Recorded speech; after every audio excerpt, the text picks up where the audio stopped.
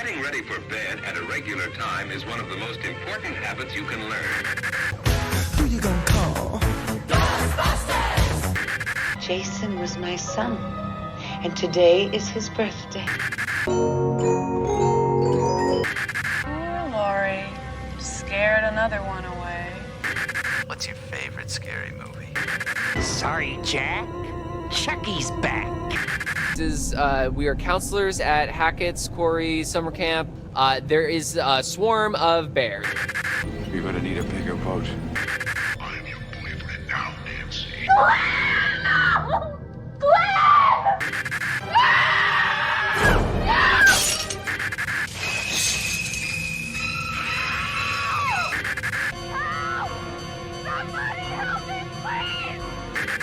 Most people are so ungrateful to be alive, but not you.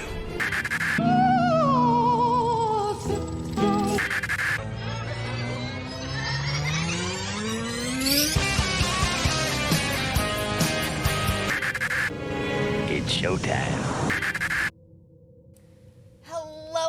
Hello, and welcome back to another wonderful episode of the Scream Stream. Now, we are on episode 32, and this is going to be a fabulous episode. But before we get started, two quick little announcements. One, I will be moving the Quarry review and discussion to November, as much as it fits the Horror Summer Fest we have going on right now.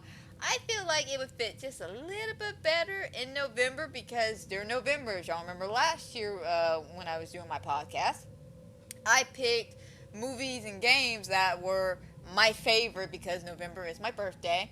And no, I'm not one of those people to celebrate my birthday all month long, but I am one to cash grab on that and use that as an excuse to pick out my favorite ultimate horror movies, video games, comic books, etc., and go ahead and talk about it with you guys. So I figured November would be a good day to talk about the Quarry, because I absolutely love that game. I fell in love with it. It's one of my favorites, next to Until Dawn, by just a slight 2% margin. But we'll get there when we get there in November when we talk about it. And second announcement is not related to the podcast, not really related to any horror in general, but just a little fun fact. My buddy Jay Bidwell, who y'all probably know for a couple episodes on the podcast when he showed up for like Black Christmas, Halloween Ends, etc., he has finally got one of his movies, Mayberry Man, finally out on streaming. You can watch it on Tubi, you can watch it on Amazon Prime. He is a fantastic character, love him in it. It's a comedy, it's great. I think it's an absolute treat to get through. I personally love it myself. I haven't got to watch it all the way through. I've been watching just a couple of pieces here and there. I haven't got to sit down and watch it, because mainly I've been focusing on Jaws and Poppy Playtime Chapter 2. And y'all will get those come Friday. But yes, I do plan on sitting down and watching it fully. But from what I've watched, absolutely love it. I've seen a couple of his scenes, love it. I think it's a great movie, so I highly do recommend. Support my buddy, support the movie. Go check it out. It's a great time. But enough with the announcements. Let's go ahead and dive straight onto the Summer Horror Fest with one of my favorite summertime horror movies, which is Jaws. Jaws is not only one of my favorite summertime horror movies to watch, but it's also my favorite 4th of July movie to watch. I know a lot of people are like, well, why don't you watch Independence Day? As much as I love Will Smith and Aliens Attack, Jaws kills it for me. Jaws hits that scratch I love in the horror movies. And Jaws, I fell in love with not only the premise of Jaws, but sharks in the ocean in general because of this movie. Because when I was a kid watching this, it just fascinated me with all the amount of details about the shark, especially in the book. My mother actually had the book, and I was fortunate enough to read the book. I shouldn't have read the book, because the book is like 10 times worse than the movie. Like, I'm not gonna lie. We'll get there when we get there, because I will be doing a comparison between the book and the movie, especially when we go through the movie. I'll, maybe add little details and stuff. But, yeah, the book is, like, way worse with a lot of F-bombs, more deaths in it. It's just fucking crazy as shit. But because, I knew that Peter Benchley, who wrote the book, he was a humongous fan of sharks. So everything he wrote about the shark was accurate to a T. Now, I'm not saying like there's a couple of chapters where we're focusing on the shark and we're like the shark is now swimming and da da da da. There are some chapters where the shark comes off very, very smart, smarter than it should have. Like it's like thinking ahead, like a chess, like playing chess against the world's smallest chess player. He's thinking like 12 steps ahead of everybody else. But I digress on that. But the point is, his writing about the shark really intrigued me, and then when they made a movie about it, I was able to finally sit down and watch it. And when I was a kid, because granted, I didn't sit down and watch it in '75. I wasn't even a thought in my father's balls in '75. But I want to say probably the late '90s, like maybe '98, '99. I might have sat down and watched it, but I fell in love with it from beginning to end. I never had a problem with it. I will say it's been a minute since I've sat down and watched it. Unfortunately, the last couple of 4th of July's just haven't really sat down and watched it. I've been mainly spending time, I think, with family and everything. And unfortunately, it's not one of my dad's favorite movies, so he doesn't care for it. And Mom really doesn't think about it as a 4th of July movie, even though it does take place on 4th of July. She just doesn't think about it. But I'm going to be fangirling and gushing over this movie, so be prepared. As per usual, guys, we'll have spoilers for both the movies, the books, and everything in between. We'll talk about some fun facts that I just love to tell y'all about, especially if y'all don't know any of these facts. Like, a lot of these facts have common knowledge, a lot of people know, but there are some little small facts that people just aren't aware about because they don't dive this further into the information like I do.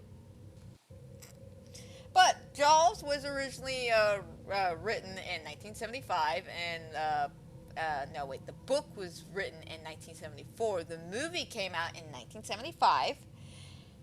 It was done up by Steven Spielberg, who at the time his only like big credited movie was like Duel, and I want to say like Sugarland Express, I think that's what it was called. So he wasn't really the top of his margin at the time. But again, this is 1975 Steven Spielberg. This ain't the 80s Steven Spielberg where we got, like shit like E.T. and everything. Peter Benchley, he wrote the book. Like I said, he was in love with sharks. Everything he wrote about the sharks was 100% accurate to how a shark would actually move and dilate in the ocean and everything. I don't know how accurate it is about how smart the shark is, but it's not like I sat down as a marine biologist and went, well, how smart is this fish? Granted, I can't say shit like dolphins and orcas, very fucking smart. So, maybe sharks are just as smart. I don't know. I'm a big fan of sharks. I've never dove into how smart sharks are. But besides Peter Benchley helping write the book, of course, my favorite composer, everyone's favorite composer. This is not your favorite composer. You have no taste in composing music. But John Williams helped write a fabulous score, and of course the fabulous theme of all themes when it came to this movie. Which, funny enough, when we get to the fun facts, I got a little fun fact about the composing of the theme. Of course, casting has... At the time, they weren't really well known. This movie actually skyrocketed all their careers, basically. But Roy Schneider, who plays Martin Brody, fabulous actor. If y'all don't really know him too terribly well, from maybe some of the younger crowds, you might recognize him from the 2004 Punisher. He played Frank Sr. Of course, you got Richard Dreyfuss, which, if you don't know who Richard Dreyfuss is, I feel sorry for you. Richard Dreyfuss is a fantastic actor. He plays Matt Hooper. And re-watching this movie, I loved all three of the guys in this movie. They all had their own individual personalities and goofs and whims and shit. But something about Matt Hooper this time around just tickled me pink. And I absolutely loved him from beginning to end. He was like my favorite character. He had some of my favorite quotes. Just love him. Of course, we have Robert Shaw, who plays Quint, another fantastic actor who I just absolutely love. He plays in a lot of old school type of, I want to say westerns, not 100% sure. But we also have Lauren Gary, who played Ellen Brody, and Murphy Hamilton, who played Mary Larry Vaught.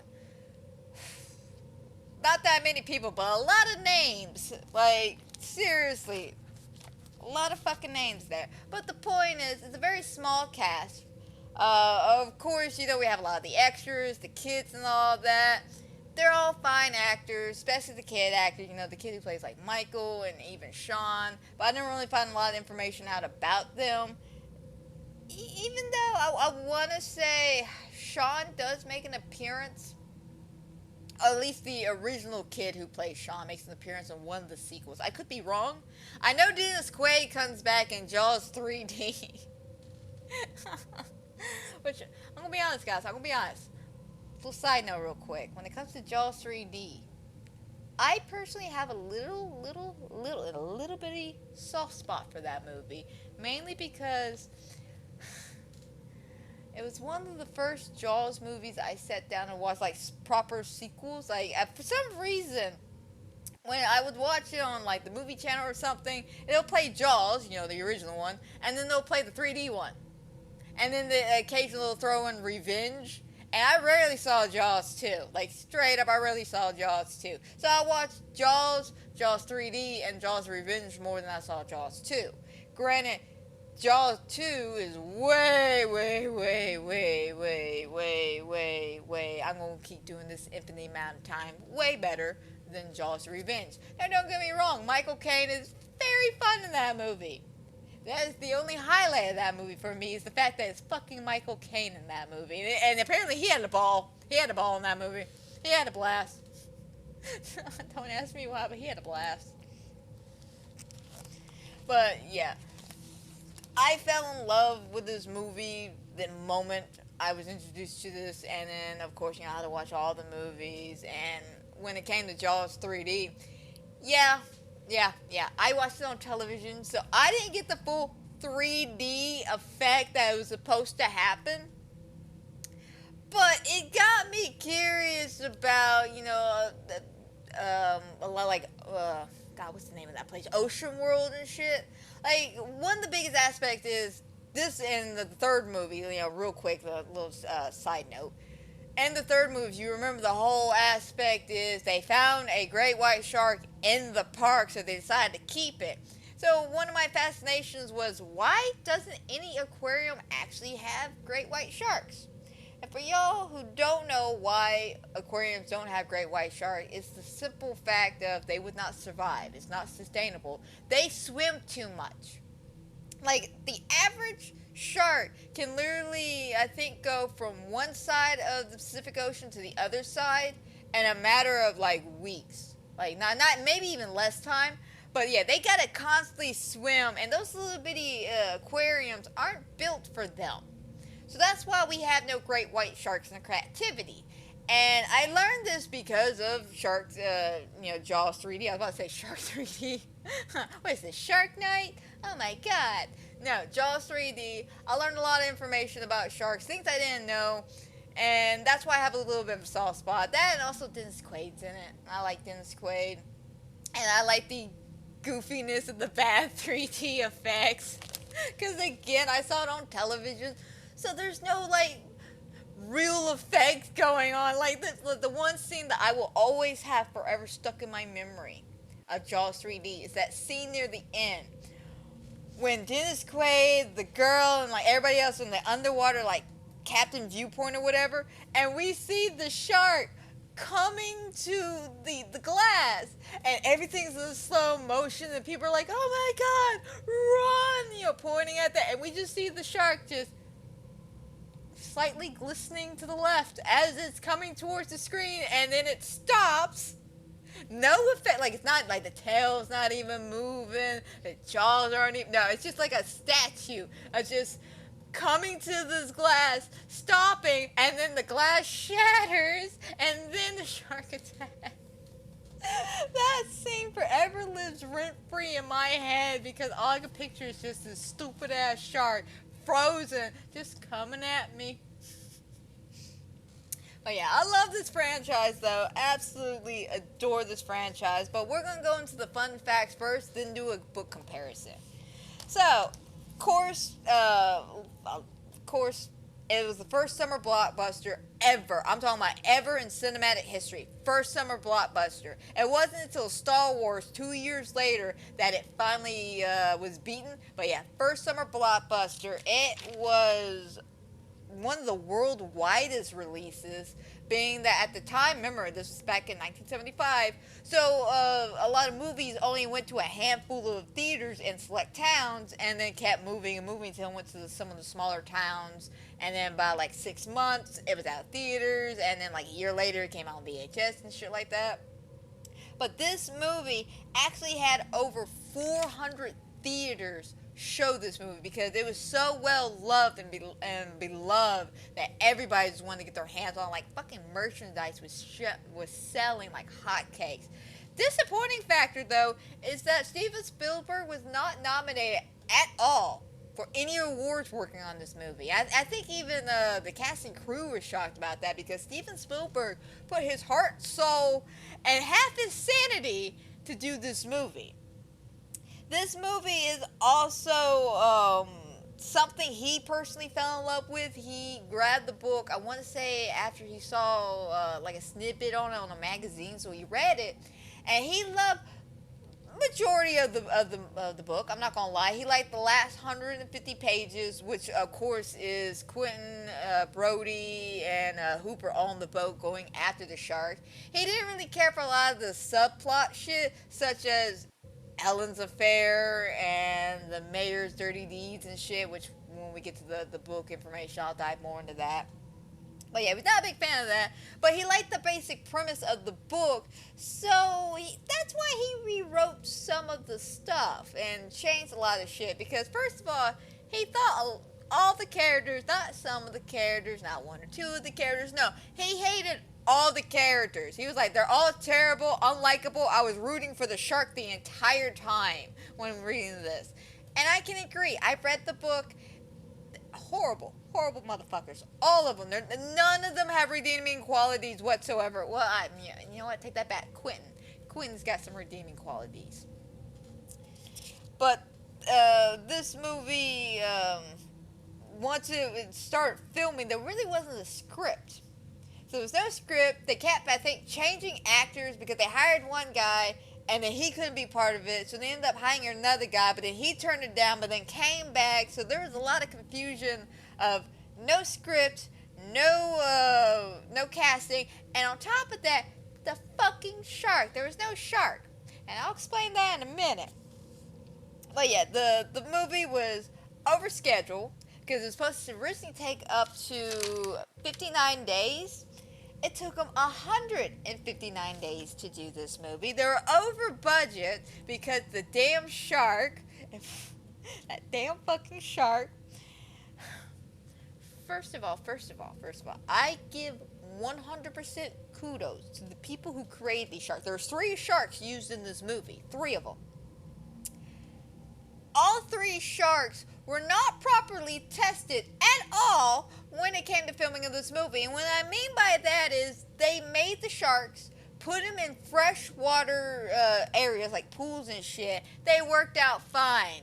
They didn't think about the density in saltwater problems here. They didn't think about the salt water. So when a lot of the sharks were put in the water, straight up, I want to say the first shark ever put in the water sunk straight to the bottom. Just dropped like a ton of bricks. Because he was not properly tested at all. Like, who the fuck makes something and doesn't properly test it? Especially with the fact that this movie was actually one of the first movies to be filmed completely on the water. Like, there's no CGI, there's no backsplash board. No, this is 100% on the water, which also added to some of the budgetary issues they had in this movie because of the fact that they would have to reshoot scenes for the stupidest reasons, such as a boat just glistening into the background that wasn't there originally, bad weather, the shark just doing its stupid shark shit.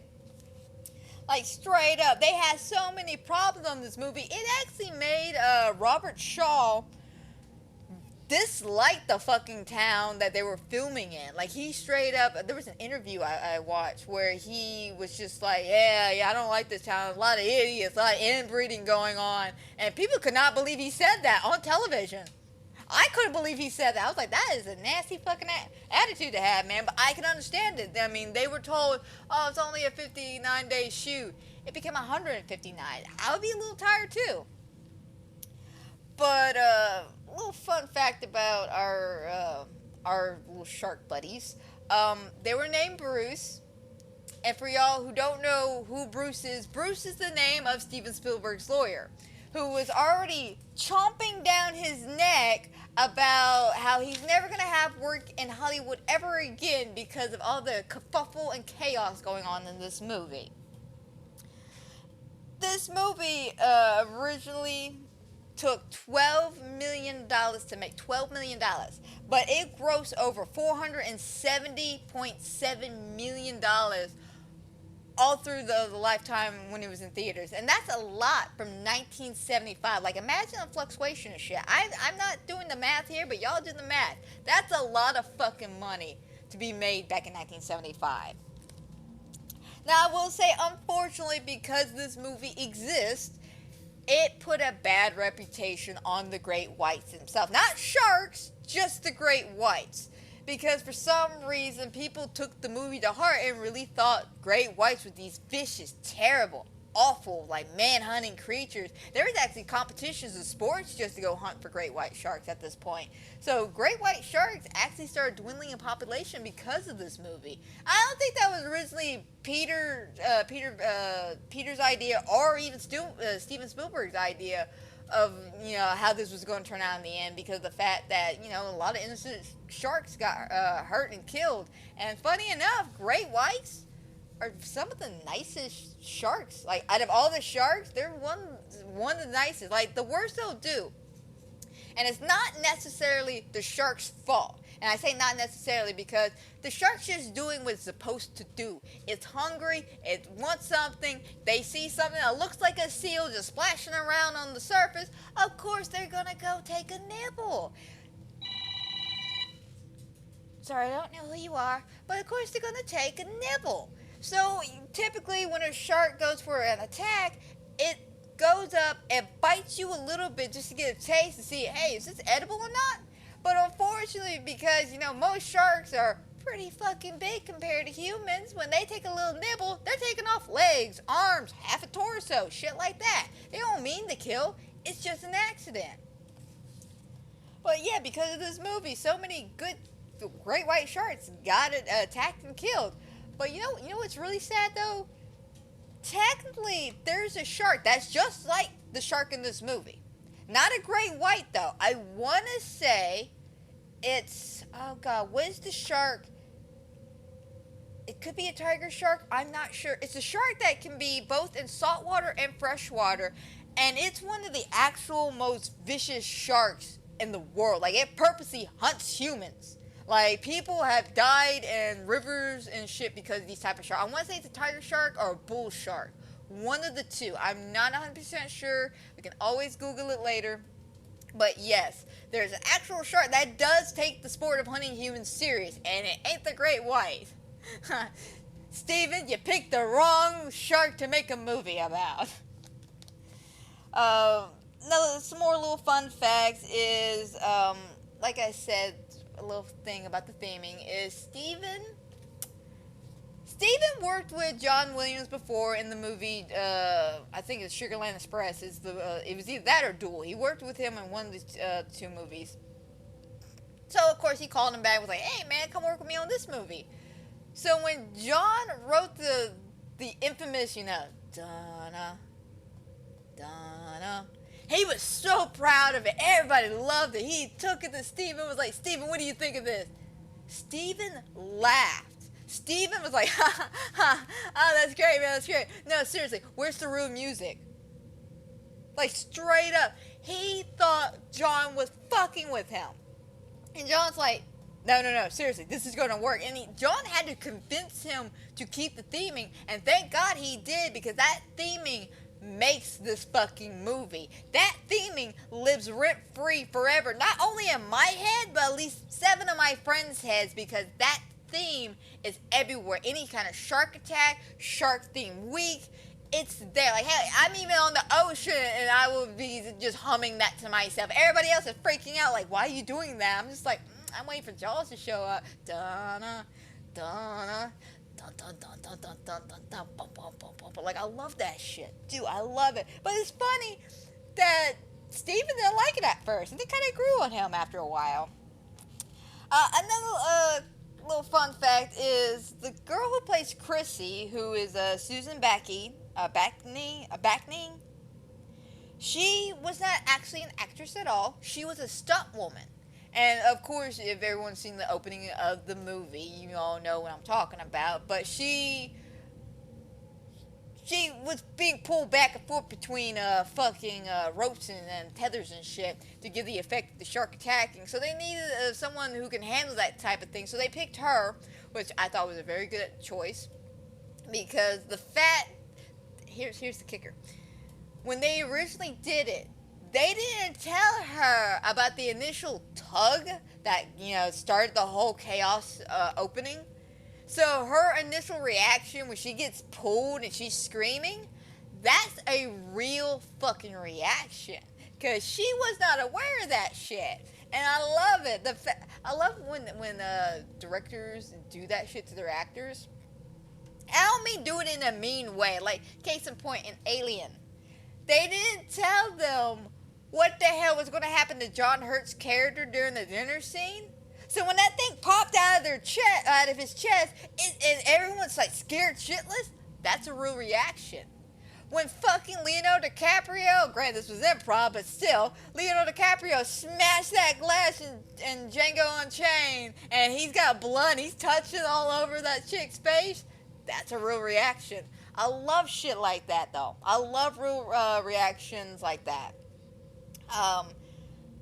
Lead Philo, who unfortunately passed away back in 2020 due to COVID, unfortunately. She played Mrs. Kittner, whose son died about 20 minutes into the movie and whatnot. During the scene where she confronts Brody and slaps him, they did that 17 times because her slaps were not realistic enough. I feel bad for actors who have to deal with shit like that. The whole Ben Gardner head situation. Okay, so do y'all remember the scene in the movie where Brody and Hooper are, following the trail where the shark usually hunts at, and they find Ben Gardner's boat? And of course, Hooper dives in, and he finds the shark, and then we have the head pop out, scaring him, and then we move on to the next day. That scene was actually a last-minute tie-in that Steven Spielberg himself, who he took $3,000 out of his own pocket, a friend of his pool, and put some milk in it, and actually shot that scene for a jump scare. After the scene with the test audience, when the shark first came out of the water and it scared them, he wanted more of that. So, of course, he added that scene, which I have to say, when I was a kid and I watched that, it did its job. It did its job. It scared the shit out of me. Because I was not expecting a body. I saw him have that tooth, and I was like, okay, he's going to swim up and be like, oh, we got bigger problems here. No. We have bigger problems right in front of us.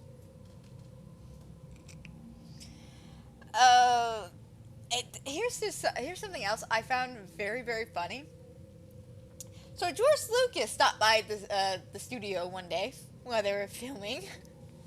And of course they got the mechanical sharks, and George Lucas, out of curiosity, started poking around the shark, and he stuck his head inside the jaws of the shark. As a joke, they closed it up, thinking, haha, this is so funny, forgetting that the shark malfunctions a lot, and unfortunately George Lucas got stuck. He got stuck in the shark's mouth. They had to pry it open after a few minutes because they just couldn't get him out. Like, oh my god. Another little interesting tidbit. Because the shark malfunctioned, all 3 of them malfunctioned. And I want to say One of them is on the bottom of the ocean right now. I couldn't really find the exact information I was looking for, but I remember watching something that explained what happened to all three of the mechanical sharks. One of them, I think, is at the bottom of the ocean, and it's just kind of stuck down there. Another one was, I think, scrapped or so. I don't remember what happened to one of them, but the one I'm really intrigued about is the one they sold it to a guy, right? And he uses it as a sign prop on a gas station or a auto shop or something like that. And I'm just like, I wonder if he knows or knew when he bought that shark that it was so iconic. Like, seriously, I wonder if he knew it was so iconic. But because of the sharks malfunctioning and fucking up and all this other shenanigans, of course they had to change a lot of the filming. Because, of course, the shark was supposed to be featured more predominant in the movie. Like, it was supposed to be, like, all over the place. And because it was not cooperating, it would not work, they had to refilm and re-etch and re-sketch several scenes. And thus is why we have a lot of those beautiful POV shots and a lot of the more, like, mysterious factors of just seeing, like, glimpses of him from here and there. So thus is why we really don't get a full glimpse, like an actual full glimpse of him until about an hour and 20 minutes into this movie. And that's when the shark attacks Michael and his friends in the pond. Which, when we get to that scene, I have something that my roommate and my boyfriend brought up about that scene. I would like it to share it with y'all, but we'll get there when we get there to that scene. Of course, this one's like a well iconic known fact here, but the famous line, "You're gonna need a bigger boat," was an improv line done by the actor, because it was a common joke throughout the filming of this movie that they're all gonna need bigger boats because boats were sinking. The shark fucking sank. Things were sinking constantly. So yeah, the running joke of "you're gonna need a bigger boat" really played off extremely well during that improv scene. Another iconic thing that a lot of people should know, or if you don't know, this might blow your fucking mind. There is a few shots, very few, it's near the end of the movie, of an actual shark. And you can actually tell the difference between that shark and the Bruce shark that we see throughout the movie, because they're a little bit smaller. But this shark is infamous because it saved Hooper's life. It saved his life, and let me explain. So while filming this scene, and they actually had some cage divers go into shark-infested waters, and an actual shark appeared and started attacking the cage. Well, of course, before anybody was actually in the cage, the shark... Oh, excuse me. Oh, there we go. The shark attacked the cage and got stuck, and of course was thrashing around and all this shit, and it broke the cage and it swam off. That was a real shark. That was a real shark doing real shark things, being curious and everything. Steven Spielberg loved the scene so much, he's like, I gotta keep this in. Like, this was a great scene. Like, I gotta keep this. Like, that was great. But the problem was, the cage was empty. So how do you explain what happened to Hooper? Because that's who was supposed to be in the cage. So how do you explain it? So they rewrote what was going to happen, because originally he was supposed to die in the movie, like he did in the book. Well, Steven Spielberg rewrote it and had Hooper live, which I love that, because again, Hooper became one of my favorite characters, especially on this rewatch. I'm glad he survived. I fucking love the fact that they made him alive. Grant, I love all the changes they made to the movie. A lot of people say, well, the book's a little bit better because it's more realistic. I'm sorry, it may be realistic, but I can't get behind some of the motives and shit with the characters, because they're just assholes. Straight up assholes. Another interesting little fun fact is I know it's kind of hard to see depending on which version of the, like, I know like some old school versions of this particular scene. It's kind of hard to see. I know the version on Peacock I watched, even though I have a copy right here, I decided to watch it on Peacock. You can see a lot better. You can see a lot of shit a lot better. Like, they did a good job enhancing it a little bit on the Peacock version of this movie. But you see a shooting star, which became a staple for Steven Spielberg, and the shooting star, 100% real. It was not CGI in, it was not phoned in, it was a legitimate shooting star, and Steven Spielberg took that as a fucking good luck kind of thing. Like, he thought it was a lucky thing to see a shooting star. This is why in a lot of his other movies, such as like Indiana Jones, Temple of Doom, he has shooting stars in the movie because he symbolized that as a thing of good luck. Here's something that blows a lot of people's minds, especially back in 1975.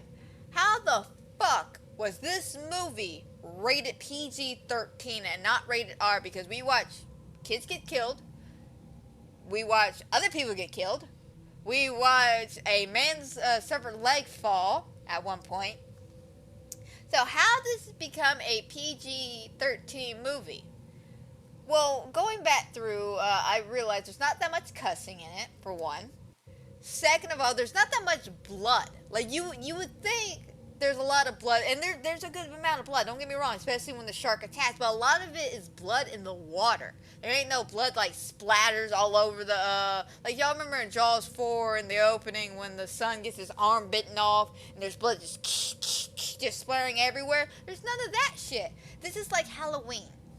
If you look at Halloween when it came out, it's a rated R movie, but as you sit down and watch it, there's nothing rated R about it. There truly isn't. So to have Jaws be a rated R, or they wanted it to be rated R, would make no sense, especially in today's modern movies when there's really no purpose for it to be a rated R movie. But, and this is what I've heard, I forgot who told me this, because I had a whole bunch of, like, fun facts pulled up, so I had several channels pulled up about the Jaws information. But somebody said Steven Spielberg talked to somebody in the MPA and was just like, listen, the reason why most movies are rated R is because kids would like to copy and do exactly what they see in these movies.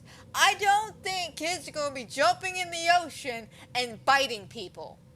And that's how they got the PG-13 rating. I don't know if that's true or not. I don't know how accurate that is. Again, I heard it from one of my guys. I feel bad that I don't know who it was. Because, again, I had like 7 channels popped up with all these fun fact information. I should have wrote some of these guys. I feel bad, guys. Because y'all, again, guys, if you look up Jaws fun facts, you'll find a lot of these YouTubers. There were a lot of help for this movie. A lot of help. Great. A lot of this shit I still remember on the top of my head, but I still wanted full concrete proof because sometimes you can misremember. So I wanted to at least have my information double checked for all this shit.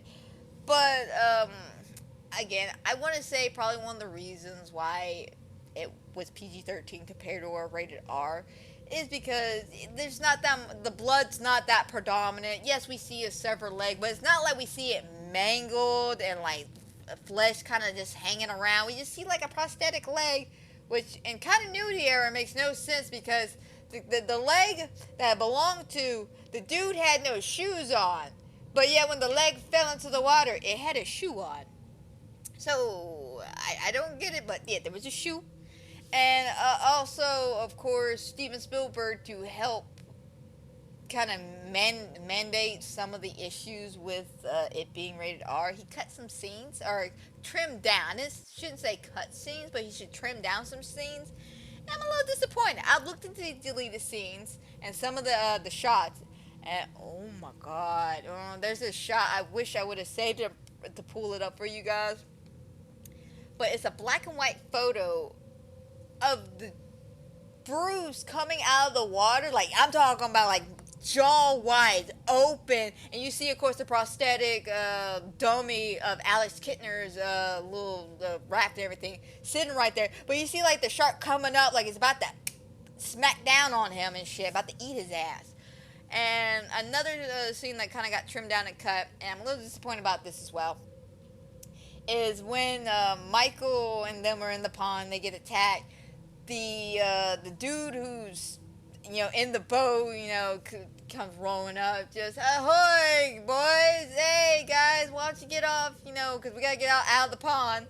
That guy apparently saved Michael's life. He actually was still in the water, still very much alive, and he grabbed Michael and was trying to swim him to shore, and then the shark comes up and is supposed to grab the dude while he's still holding Michael and like drag him across the water as well before he dips down with the body.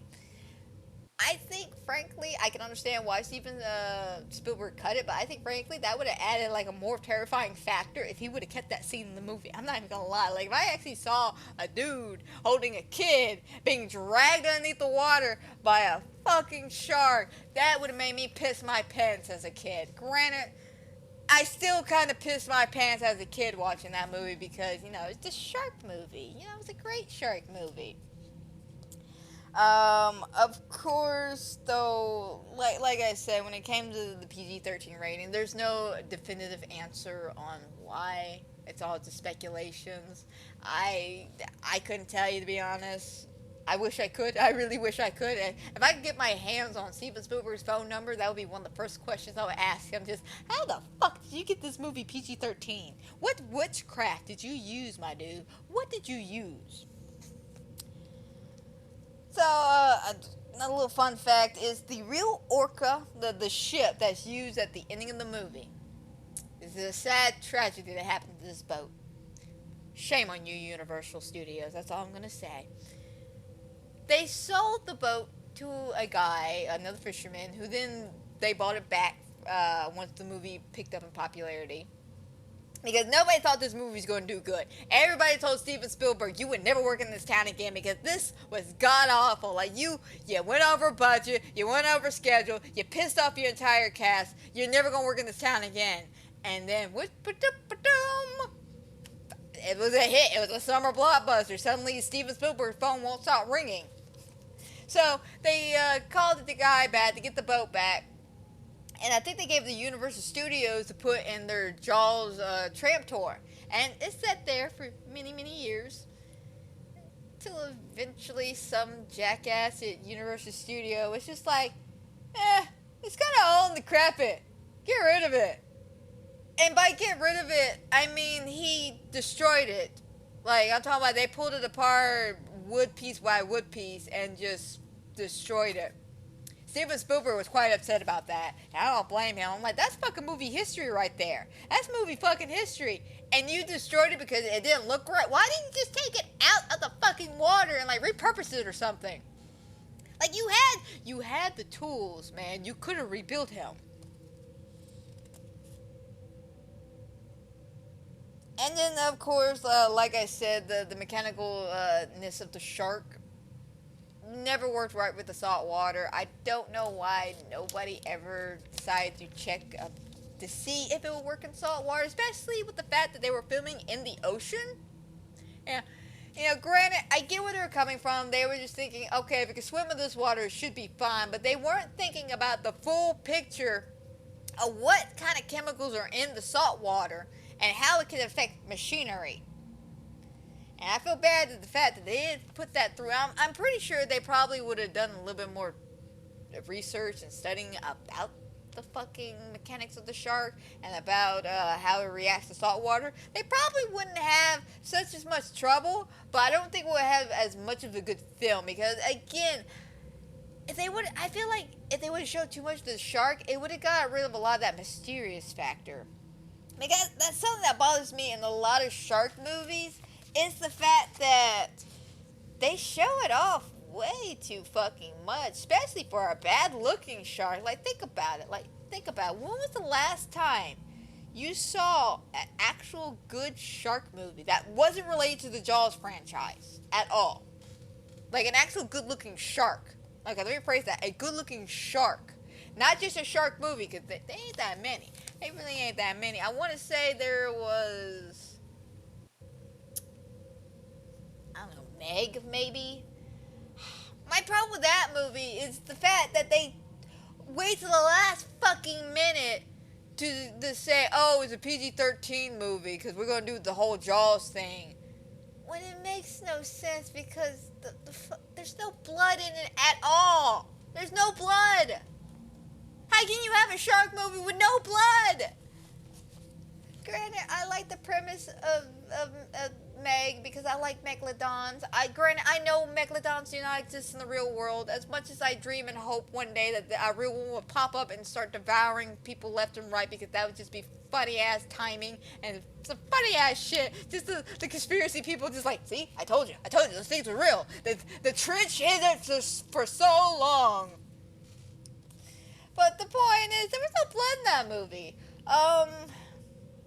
Maybe Shark Night 3D. And my beef with that movie was the fact that I have talked to so many people about that movie, and not a single one of them could ever tell me they saw it in 3D. So why the fuck did they call it Shark Night 3D when I want to say very few, if not none of the versions of the movies I watched of Shark Night 3D was ever in 3D. Even the one I saw in theaters was not in 3D. And there wasn't even an option for 3D.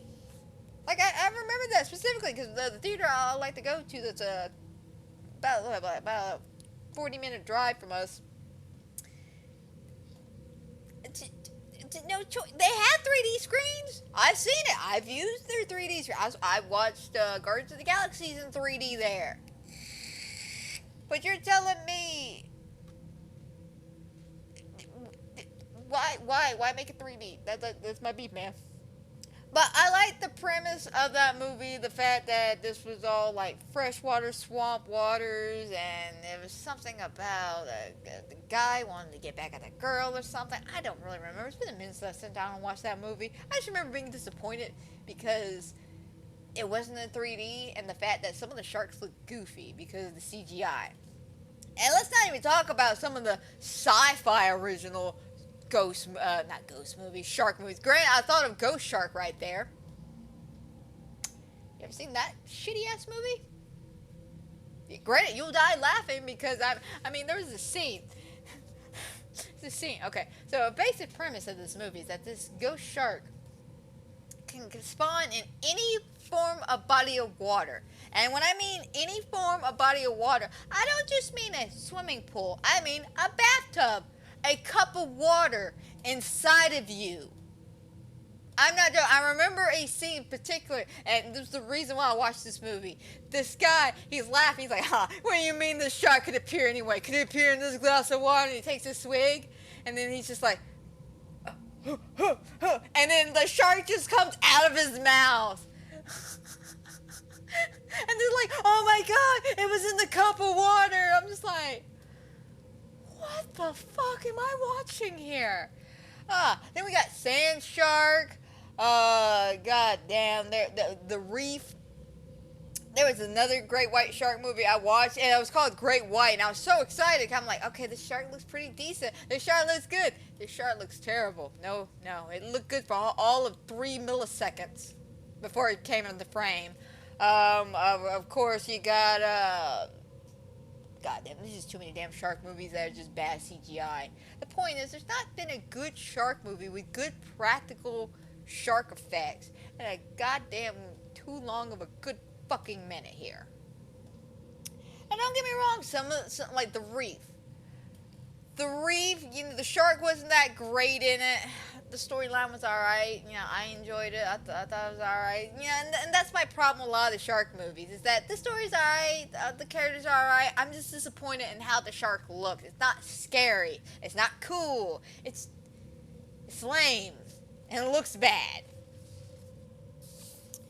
But yeah, I would really love a movie that could be like Jaws, like a modern day Jaws. I don't want a remake now. Please do not remake this movie. Please, nobody. And if somebody remakes this movie, I will burn it to the ground before it gets put out into the world. I'm not lying. Do not touch Jaws. You cannot recreate this movie. You cannot do anything to make this movie better. This movie is perfect the way it is. Leave it alone. There's a reason it still has a 90 and a 97 on Rotten Tomatoes, even though I think Rotten Tomatoes is a fucking joke when it comes to movie reviews.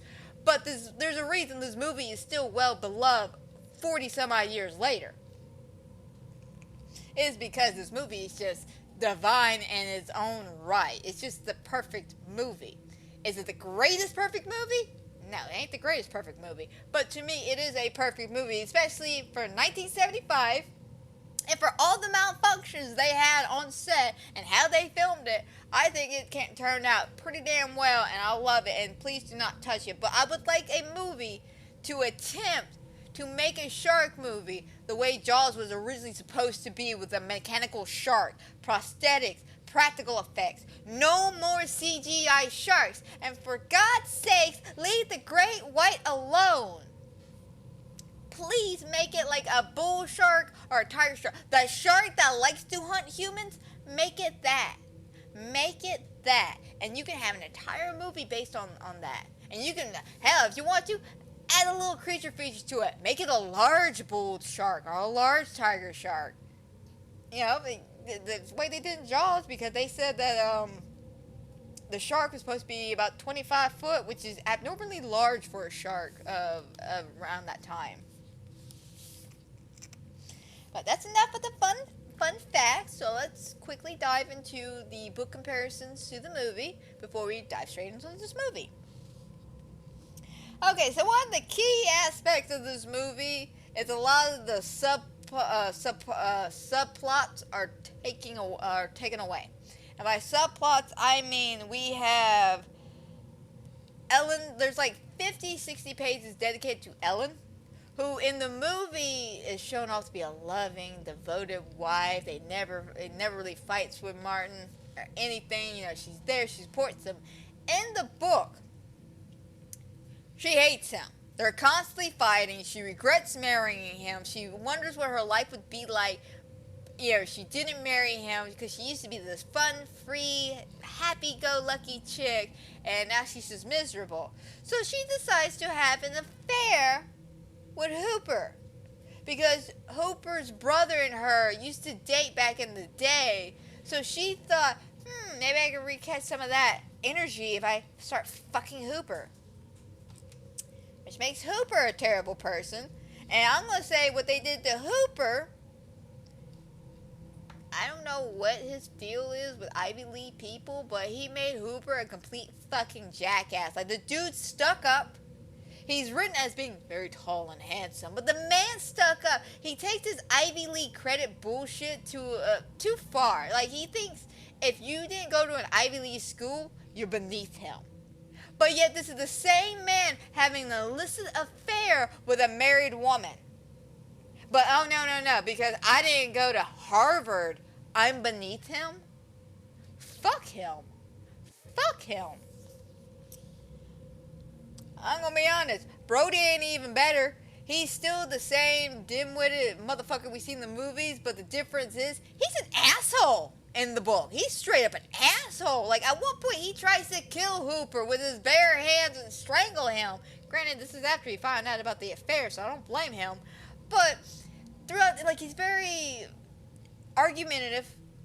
He pushes back, especially when fighting with Quentin on the boat and everything. He's an asshole. Him, Ellen, Matt Hooper, all fucking assholes. Didn't like any one of these guys.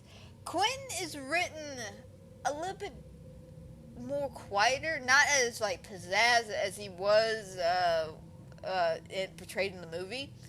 He's written more like a Captain Ahab character, and hell, he even dies like fucking Captain Ahab over here. Instead of, you know, that epic, like, cool ass, rah, with the shark just chomping down on him, he's screaming, he's stabbing him with a machete and everything. No. Apparently he gets his foot caught in a thing of rope, and when the shark, you know, jumps down or, you know, goes down in the water, it pulls him and drowns him just like Captain Ahab did. And his only, like, character development is the fact that he's just a good shark hunter. He doesn't really speak much in the book. And he has no purpose or reason to kill the shark. He's just, like Captain Ahab. It's a great white whale I must be hunting. That bullshit. The book also has a few more killings. Especially, like, when Alex ends up dying and the dog, which... Oh, the poor little puppy. When they two die, apparently that same day, Bruce went ahead and ate a fucking old lady. He ate a lot of people in that book. And by the way, when we talk about the movie, I will be describing the shark moment and be mentioning him as Bruce throughout the rest of the podcast. Another cool aspect about the book, that's something I actually personally like, was of course when Peter was writing the POV shots of what the shark was doing, especially like in that first chapter when we're introduced to the shark. And he's describing how the shark moves in the water and about how it is taking in the waters against its gills and how it spots Chris. Her name's Chris in the book, but Chrissy in the movie. But it talks about how it senses her and he starts like fucking with her. You know, it's like bumps up against her leg. She, looks down, can't see anything, and then it slowly attacks her and everything. And it's some great writing, very terrifying writing. I love that first chapter, especially all the details and the accuracy of how the shark would act if on a real hunt. Love it. Another like big thing cut out of the movie that's mentioned a lot in the book is a character called Meadows. He's a reporter for the town and everything. And he actually has some persuasion and sway in the council of the group of people running the Amity Island. And he actually like buries a couple of stories, puts a few things up front. Like he plays a predominant character in the book, but he's made very little mention at all in the movie. I want to say he shows up during the 4th of July. He's actually the TV reporter, which, fun fact, is actually played by Peter himself, who wrote the Jaws book. I thought that was a nice little nod. Just like, hey, Peter, we love your book so much. Guest star for a minute in our movie. Of course, like I said earlier with the shark thing, Hooper was originally supposed to die in the shark cage, and that was rewritten for the movie. But yeah, he was supposed to die. No tears would have been shed at all. That motherfucker died because he had an affair. Fuck that guy. But one of the biggest changes in the movie, or in the book from the movie, and you can kind of get a little sense of it. They don't delve a lot into it, but you kind of get a sense of it, is the reason why the mayor won't shut the beaches down. So in the movie, of course, they talk about the economic system, the fact that this is supposed to be a summer town, they need summer dollars. It makes sense. You shut down your main supply of money, and you're going to be on welfare by the end of the winter. So it makes sense that they don't want to shut this shit down. In the book, however, it's explained the reason why he doesn't want to shut it down is because, yes, he does need the money, but it's because he owes the mafia money.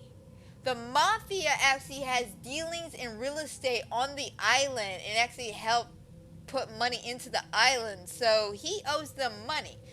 So if he closes the beaches up and can't give him his money, well, he gonna be swimming with the fishies, and he don't want to be swimming with no fishies. So yeah, he's just like, beaches stay open, motherfucker, beaches stay open. But yeah, he's still just as spineless and cowardly as ever in the book. And then, of course, the biggest change of all is the ending of the book. So, of course, we know the epic, badass ending, which unfortunately was busted by Mythbusters. Thank you, Mythbusters, for ruining my childhood. You had to be logical. You couldn't just let us have our fun and fantasy. No. You had to ruin it. I mean, I get why they're Mythbusters, they're busting myths and shit, but still, though, they couldn't leave it alone. Well, we all know, the Bruce has got the tank in his mouth, and, Brody's shooting it and missing it and shooting it and missing it, and he's like, you smile, you son of a, and then it explodes, and we have this beautiful gush of, like, blood, and, this explosion on the water, and the shark is slowly sinking down with that weird noise from I want to say, oh god, what's the name of that Stephen King movie about the crazy fucking cars that come to life? It almost sounds like that shit as it's sinking. It makes a weird noise. But yeah, we got that cool epic like final showdown with a shark. In the book, however, basically the shark is wounded by all the, because you gotta remember, Quinn put up a hell of a good fight in the book. He straight up like took a harpoon and stabbed it. You know, he's been shot at, all this shenanigans. So Brody's the only one left. You know, Quentin's dead, Hooper's dead, he's floating there, he's got nothing. So he's done accepted his fate. I'm going to die right here, right now by this shark. So the shark's slowly coming down on his way. He's about halfway there, and then he just dies of his injuries. Like, I'm being dead serious. Just like, it's like having a heart attack and dying. Actually, it's less dramatic than that. It's just, I'm injured and then flipped up and then sunk down to the bottom, and then the book just abruptly ends like that. And I'm just like, I'm glad they changed the ending and added the explosion, even though it's a fake fucking explosion. Explosions! That's simply the matter of fact. It's an explosion. A badass explosion. Not a cheap explosion. Not a stupid explosion. A badass explosion. That, granted, again, can't really happen. I still say it's badass, though. But yeah, Steven Spielberg, while reading this, like I said, he liked the last 150 pages, which again is the whole 3 guys on the boat dealing with this bullshit. He didn't like none of the characters, so he had to rewrite that. And this is like a hit or miss for a lot of people. They either like the changes and think the entire movie is great, or only likes the last half of the movie. Because remember, this movie is only 2 hours and 4 minutes long. So the first half of the movie, you know, we're dealing with the shark attacks and the political bullshit and the mayor and then Ellen and then, you know, cutting up with the shark and all this shit. And then the last half of it is the 3 dudes on the boat. So, I mean, it depends on how you like your characters, whether or not you would like the movie or the book more. I personally like the movie more, but again, I'm a firm believer, and if I don't like the character, and they're like, say they're the main character. Okay, let me give y'all a prime example here. So, I have made it no secret. I have told this to several people. I made no secret, though. I do not, for the life of me, care or even like The Last of Us Part 2. Let me explain, and this ties into what I was just saying. I cannot stand Abby. I fucking hate Abby. Everything Abby is in that game, I fucking hate. Because she's irrational, she's selfish, and she a fucking bitch. Alright, she a bitch. She a little bitch. I ain't even gonna lie. She a little bitch. I'm about to get on a tangent here, so bear with me, guys. But she a fucking bitch. Because of the fact that this snarky, I'm better than you because I'm bigger than you, da-da-da-da-da, mannish looking bitch over here is mad at Joel for killing her father. When Joel only killed the man because he stood in his way to save Ellie. Joel killed him. Joel didn't want to, but the dude, you know, had his scalpel out and was like, hey man, you come any closer, you know, I'm gonna fucking, you know, I'm gonna hurt her. And fucking Joel shot him. Now, the reason why I have a problem with this is because of, I can't remember if it was in the DLC or if it was in part 2, but the problem was she and her dad, before he died, had a conversation about finding the cure. And one of the big thing is, well, we keep, you know, cracking these skulls open of these people, and they're dying because we can't find a cure. And she asked her dad, if this was me on the table, could you do it? And of course, he didn't answer. He pulled the typical, I'm not answering because you know my answer, and walked away. And we all know the answer would have been no. We all know the answer would have been, no, I could not do that because you are my daughter. I would not risk your life to save the world when I know there was no chance for you to survive this operation. But because Joel did it for Ellie, no. That is just wrong. That's terrible. That's horrible. We must go kill him because I'm feeling vengeful. Because I'm a stupid bitch who thinks, oh, killing him is going to make me feel so much better. Which pisses me off even more when you think about the rest of the game. Because after after Joel is killed, Ellie's left in a pit of revenge. And I was all for this shit. I'm like, alright, this is going to be some great shit. We're going to get some revenge going on. We're going to have this great action. Because my logic was, the story is going to be, how far do you take the revenge before it's too far? And I saw that throughout the whole game. You know, people died. People got hurt. People got their hearts broken. There were several times in that game where they could have stopped all that madness. Stopped it and went, alright, you know what? You're right.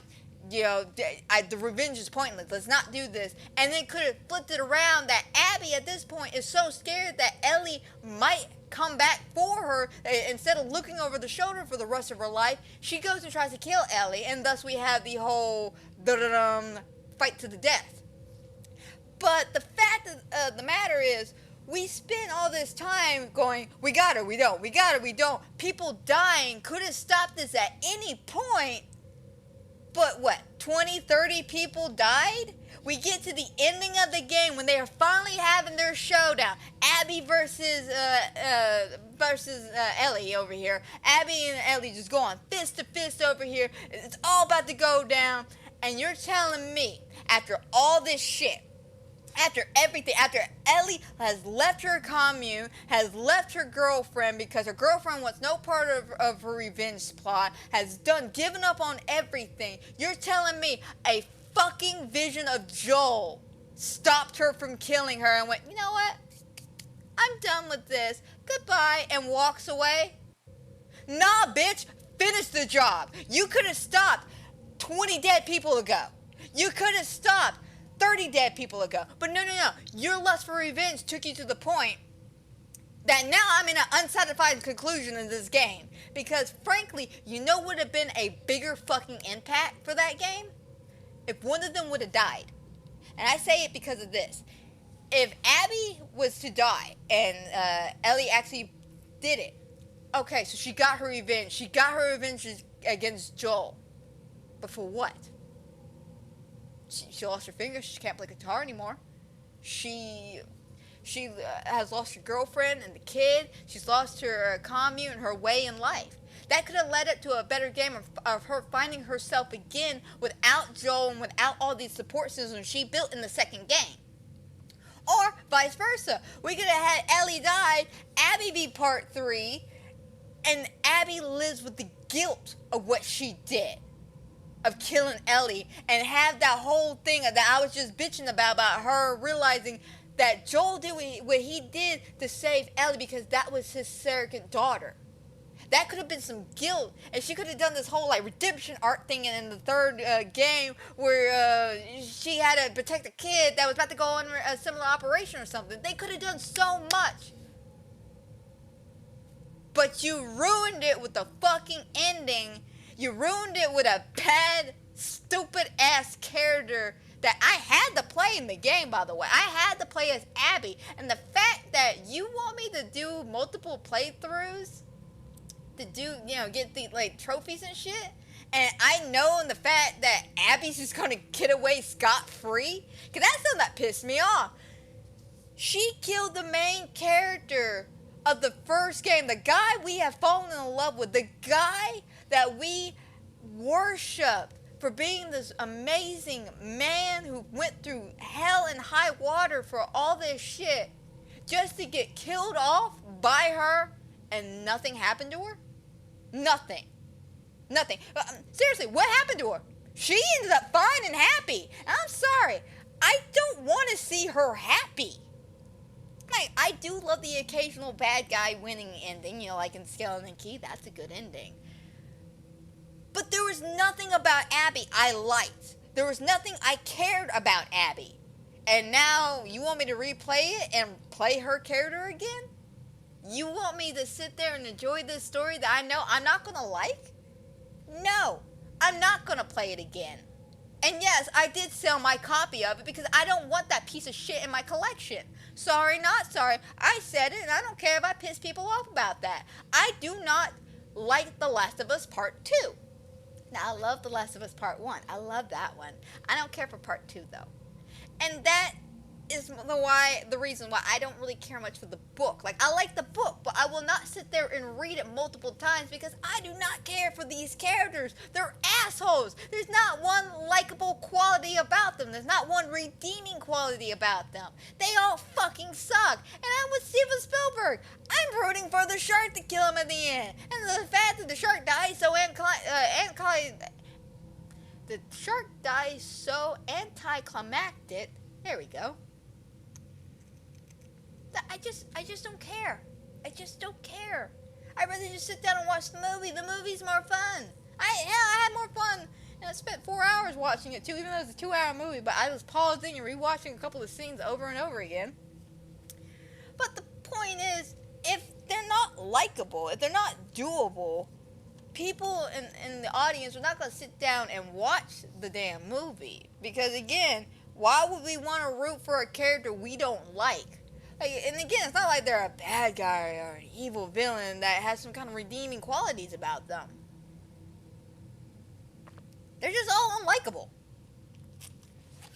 But to each their own, though, when it comes to the difference between the book and the movie, about who likes what, I can understand why people would like Jaws, the book. Like I said, the book's pretty good. I like the book. I just rather watch the movie. And again, it's not because I'm too lazy to read. No, it's just mainly I like the characters a lot more in the movie than the book. But let's go ahead, dive straight on into this movie and talk about Jaws. So, of course, we start with the iconic opening of Jaws. The Jaws theme playing in the background, the Donna, the little POV shot of the shark under the water, just swimming, minding his own business, just doing his own thing. Love that shot. Again, because of the fact that the mechanical shark's fucked up, I love the fact that they did a lot of these POV shots. And there's actually a clever POV shot later on in the movie that makes you think it's when the little boys are pretending to be the shark, the scary body during 4th of July. There's a little thing I noticed, and we'll get there when we get there. But every time we see the iconic POV shot, of course, we hear the theme song, and just the way the camera moves, it's just so beautiful. So then we cut to the beach, and of course, this is Chrissy and her date. And they're at this beach party getaway. They're having a good time drinking. And this guy, comes up to her. And this man, by the way, he's pissed drunk. He's pissed fucking drunk. And he comes up to her and he's just like, hi. And without even saying a word, she just gets up and starts running. Just running. Frolicking. There we go. There's the word I'm looking for. She's frolicking through the sand towards the ocean. And she's taking off her clothes, and he's just like, what's your name? Chrissy! And she's like throwing her top off, and, taking off her shoes. And the dude's trying. He's just like, okay, Chrissy, I'm coming. Oh, slow down. I'm coming. And by the time he's like halfway undressed, she's completely naked, already jumping into this water. And, God bless him. He's just like, where are we going? Swimming! So he's trying to go swimming. He doesn't make it, though. He don't. He's so drunk. And I love this particular moment. But when he's taking off his shirt and he's standing on top of the hill and he accidentally flips himself over and he rolls down, shit gets me every time. But Chrissy's in the water. And she's having a great time. She pops up. She's like, come into the water. Come on. And, of course, drunk boy is just like, yeah, I'm on my way. And he just lays back down. And God bless him for not being taken away by the tide. Now, a little fun fact about this particular scene. I want to say this is actually filmed during a sunrise, not a sunset. Even though it's supposed to be like a sunset moment. Apparently, if I remember correctly, Steven Spielberg filmed this particular scene during a sunrise. I could be wrong, though. My memory could be mismatched here. But this is when we had the iconic death of Chrissy. So she's in the water, and of course we get those beautiful POV shots. We're looking up at her as we're underneath the water, and she's, swimming. She's doing her thing, just like the cover poster. And while she's in the water, again, something else I would like to add, because of the fact that she's swimming at night. I would be terrified as fuck to get anywhere near the ocean at night. Do you know how pitch black it is out there? And the fact that this bitch has got balls to go in there and swim around with in pitch darkness. Yeah, not me. Her though, she does. But she's sitting there and she's swimming, and she feels a little tug on the leg. And of course, her initial reaction, her initial shock reaction. And I take that as the shark taking his little nibble. That's kosher right there. I like that. Proceeds to grab her, and it's something I noticed on this rewatch that terrified me while watching this.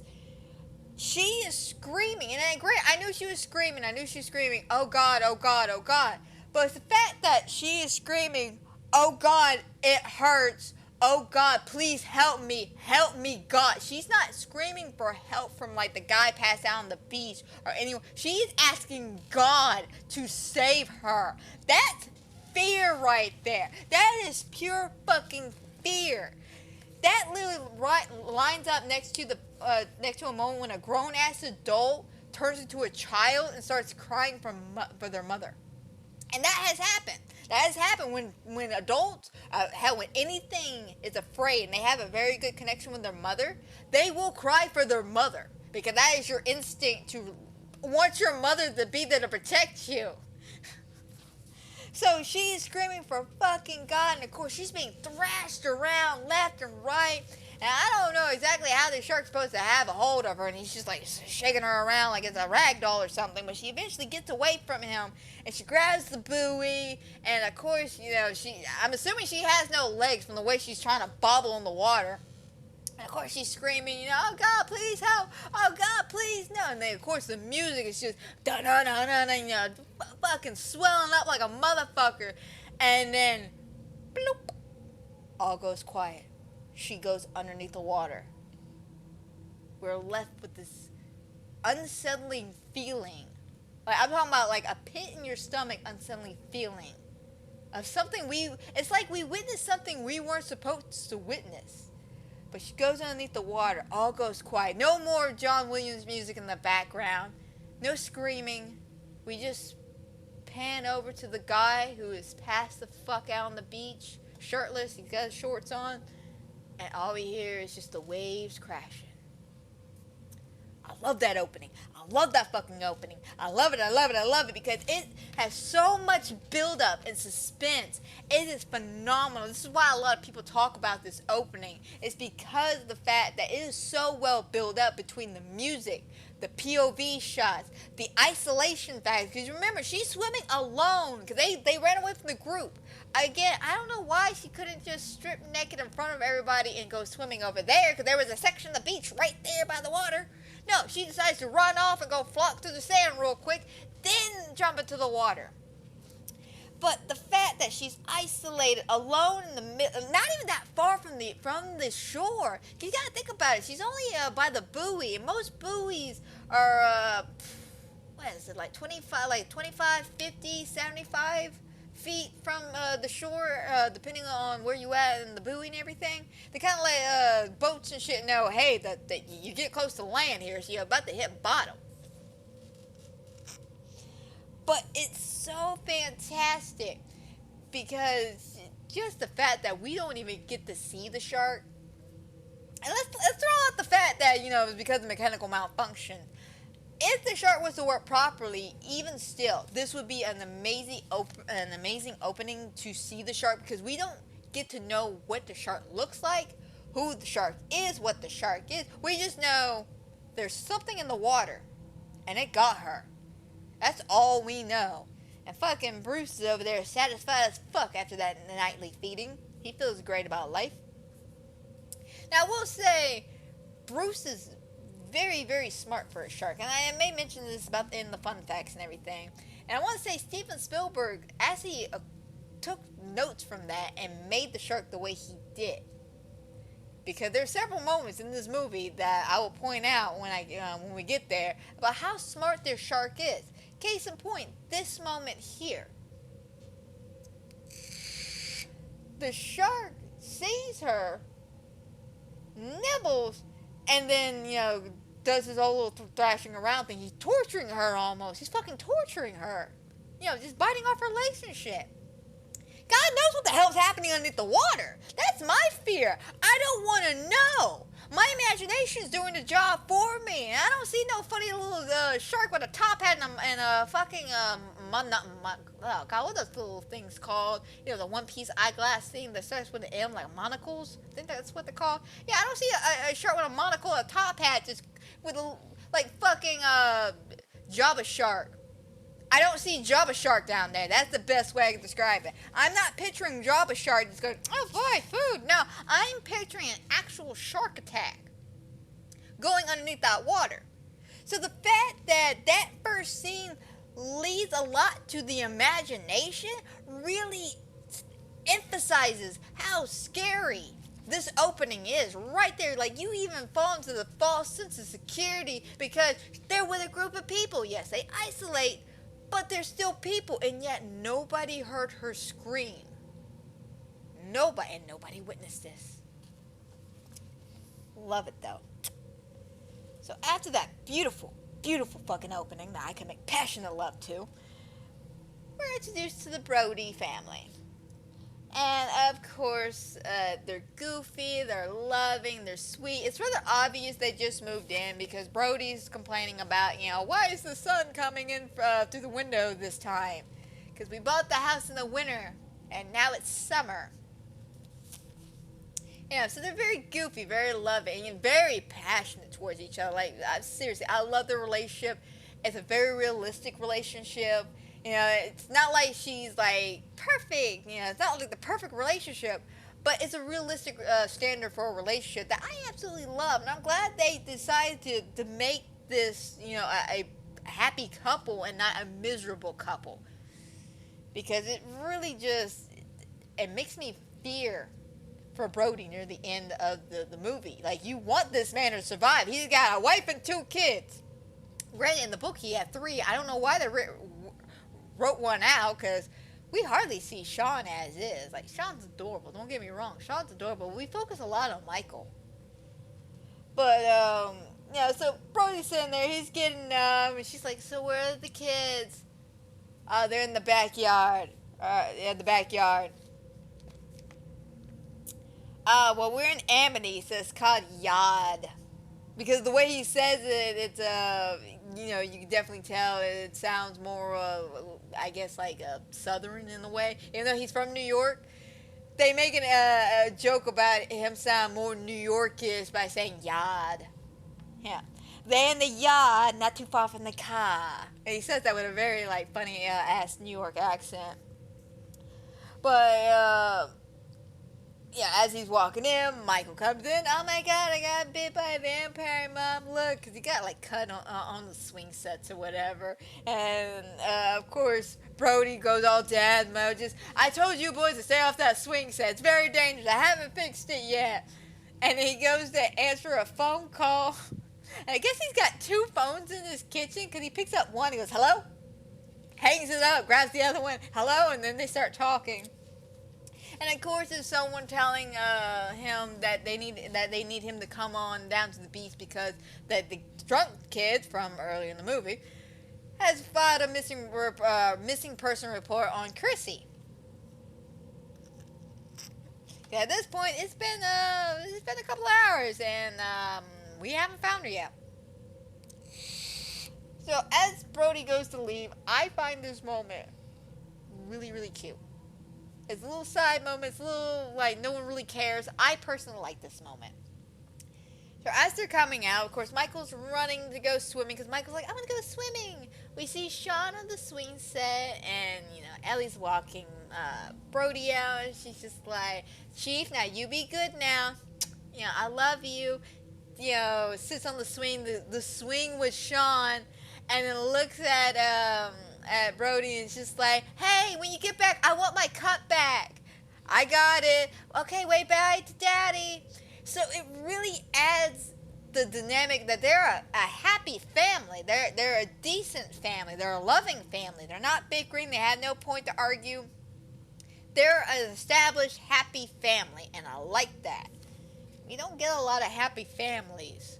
Granted, I do believe that there are some horror movies where the happy family is not the right set for the movie. So I do like the occasional dysfunctional family or miserable family, which there is a difference to me. The dysfunctional family is, maybe they got like a rebel teenager being a bit of a cause.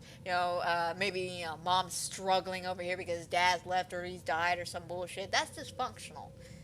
Then we got miserable families, which is they just all hate each other through and through, just want each other to die. But we don't get that because, like I said, they changed that from the book, so we get a happy family. So Brody heads down to the beach and he's talking to the young man. This is, of course, we get a little bit of development. We learn that Brody is not an islander. Of course, he's from New York, but they make emphasis on the fact that he's not an islander. And turns out the kid is, his family used to come here, yada yada. It's not really important, but they end up talking back and forth, and we then get interrupted by a whistle. And it's one of, I think, Brody's like little second in command guy. I didn't catch his name. I never catch his name. I really don't. I just call him Brody's little lackey. Brody's little lackey, he's blowing the whistle and he's shaking and scared because they found Chrissy's hand. Now, a little tidbit I forgot to mention in my fun facts video. This hand is a real hand. It ain't prosthetic. Apparently they allowed the cast member allowed them to bury them underneath the sand to have the hand appear out of the sand. But, of course, there's like the fishing net, seaweed, a bunch of crabs and shit. So it's very disturbing. That's why the dude looks a little sick. And, of course, Brody, I guess the sense of the force is with him or something, but he looks out into the ocean like he knows something's out there.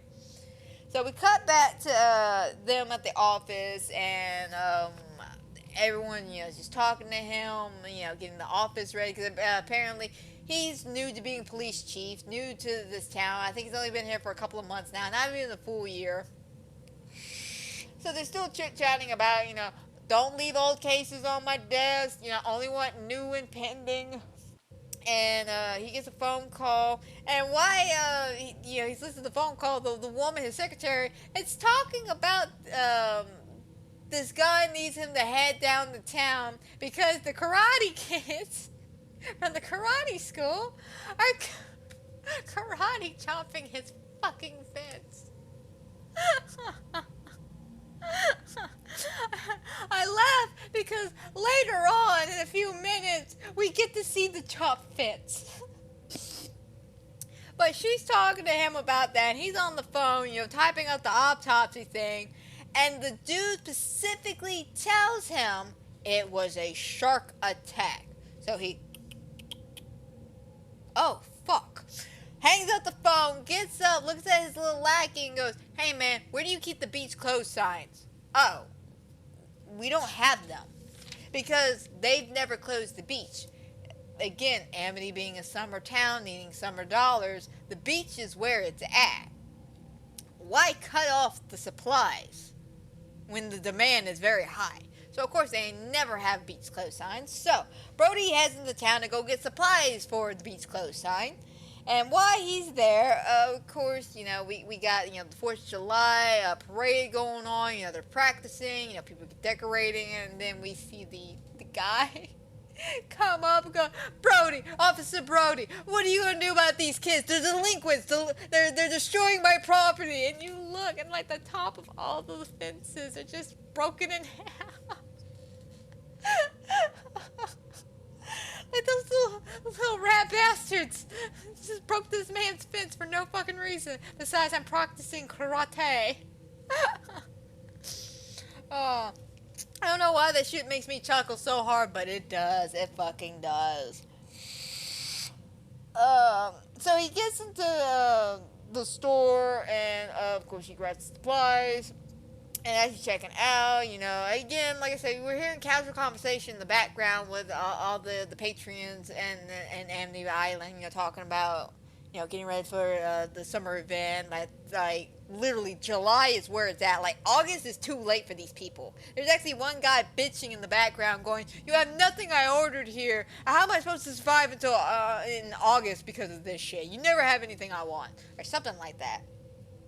So, Brody has a supply, meets up with his lackey, and his lackey goes, hey man, I gotta tell you, we got the Boy Scouts out there doing laps right now. And he's like, ah shit, alright, take the sign, make them, we gotta close the beaches up because something's going on, we need to at least investigate. And make sure, I love this, and he tells him, make sure Polly does the printing. What's wrong with my printing? Make sure Polly does the printing. Like, homie does not have good printing skills or something.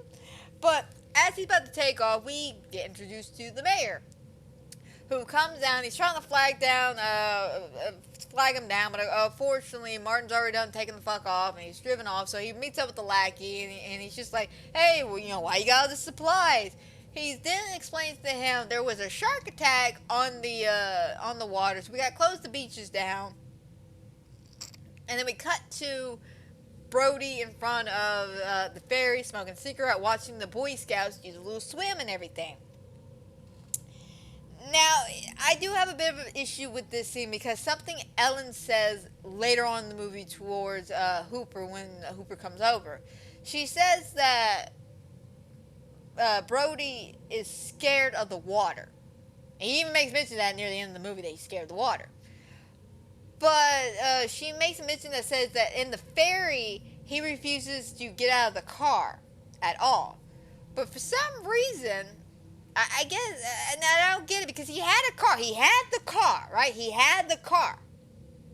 And he went to the ferry, but yet he's standing by the ferry, not in a car, and is more than willing to get on the ferry and look in the direction of the water. I'm not even lying. He's like looking in the direction of the water. And I've had a bit of an issue with that because of the fact that if he's that scared of it, why did he have no problem during this particular scene or moment to do that? I want to say continuity error, you know, maybe they weren't thinking like that because, again, you can't make everything perfect. You got to give Steven Spielberg credit for when he did make it perfect, but there are a few, like, tiny little continuity errors. Again, like the guy with the shoe, the leg with the shoe. You know, the guy had no shoe, then suddenly he had a shoe. It ain't perfect, but that is something I do have a little bit of a beef with. But during this particular scene, of course, the mayor and fucking Meadows, who I'm assuming that's who it's supposed to be, Meadows and the autopsy report guy, plus I think Brody's lackey and another dude, pull up in a vehicle and all get out and they swarm Brody, right? They swarm him. Like, seriously, like, they don't even give us a chance, the man a chance to breathe. They just like, Brody, what are you talking about? What do you mean you want to shut the bitches down? What are you talking about? But this is where, it's a very iconic scene, though, because this is where, you know, we get not only some character development, some knowledge about Amity Island and about the mayor himself, but we have that iconic line. He goes, you're really going to shut down the beach. Under whose authority? Under whose authority? My authority. Like, you can't do this. You simply can't do this. Like, you need to talk to the council. You need to have permission. And that's just the paperwork. They start gaslighting him. Like, I'm not even joking. They start gaslighting his ass. Because of the fact that let's just keep, they start gaslighting him, right? He's like, Brody. It's your first summer here. You don't know how this works here. It's a summer town. We need those summer dollars. I mean, anything could have happened. You can't just say shark. Like, anything could have happened. He looks at the guy, right? The guy, the autopsy guy, who told Brody on the phone it was a shark attack. He starts backing backing up what he just said and just says, no, it could have been anything, you know, maybe, a boating accident. Yes, a boating accident. We've never had issues with a shark before. I don't know what I'm saying. It wasn't a shark at all. Gaslighting him. And he's just like, so you're telling me you want me to rewrite the report? Yes, because I was wrong. You know, it could have been anything. It was not a shark attack at all. And Brody looks at the mayor, and the mayor, you know, takes him aside, pulls him over a little bit. And this is where that famous line comes in at. Brody, it's all psychological. You yell, Barracuda. And everyone goes, huh? What? You yell shark? Well, we got a panic on our hands on the 4th of July. That is an iconic line because it's true. It's fucking true. You go into the ocean and you scream shark, people will freak the fuck out. I've seen it firsthand because one year I went to the beach with my family and there was a guy fishing and he caught a baby shark by accident. Like, he didn't mean to. Like, he was just fishing, minding his own business, and a fucking baby shark, and he started screaming, everyone back up, I have a shark. You literally saw that entire, like flies to honey just disappear. Just gone, like, straight. Like, everyone just, like, vacate the area. Just fly to honey, just gone.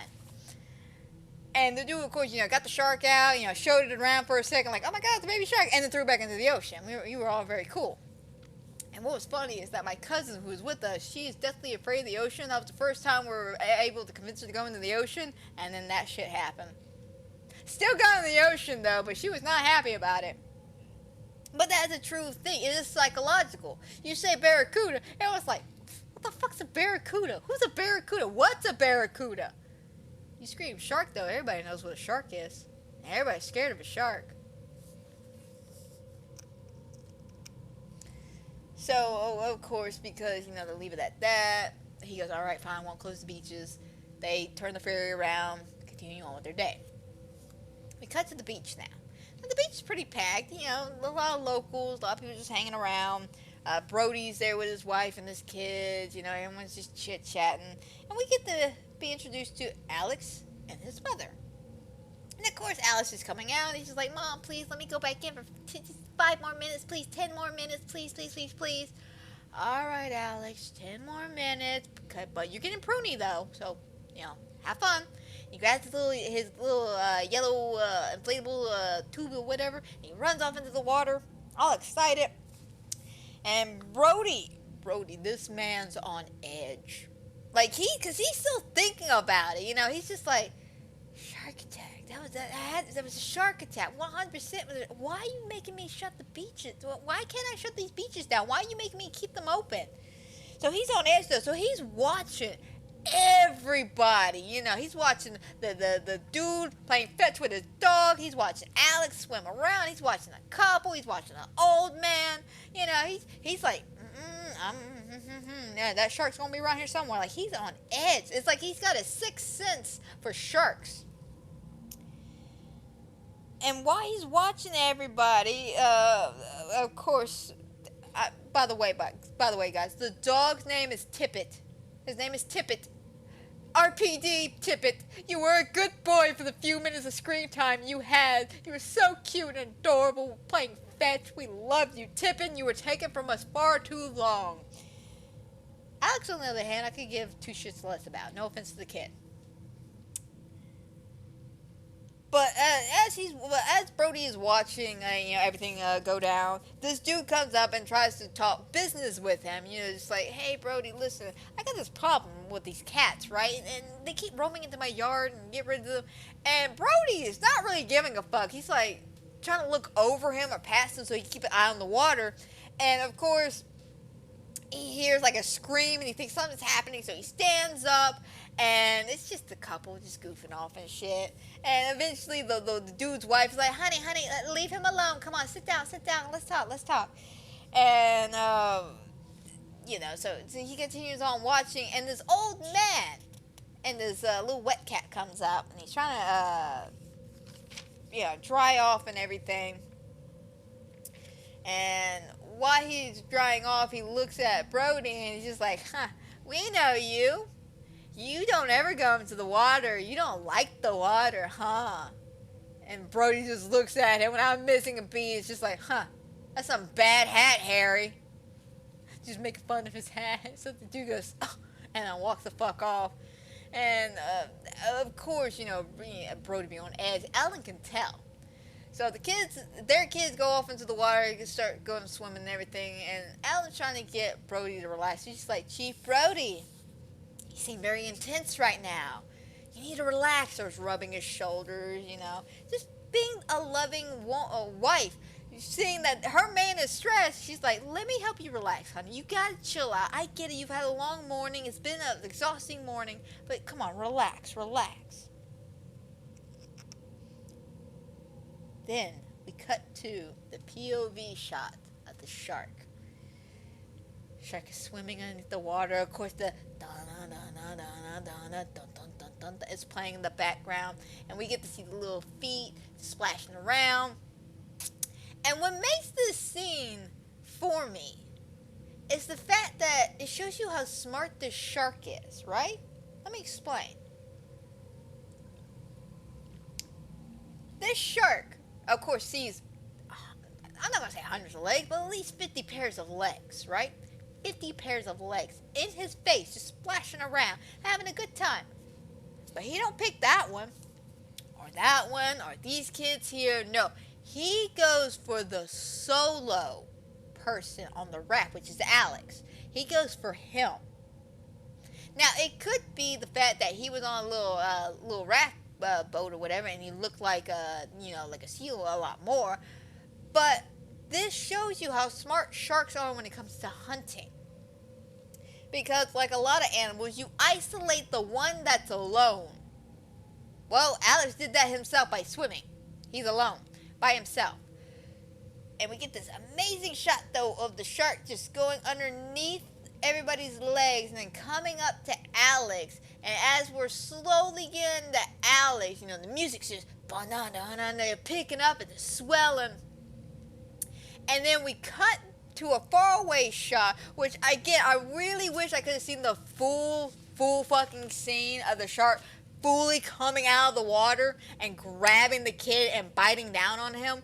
But what we get is still kind of like, oh my god, because it looks like we see the fins of the shark come up and like, I don't really know how to describe it. Like, it's really hard to describe. Like, I even had to pause it, and I had that shit on slow-mo as I was watching it.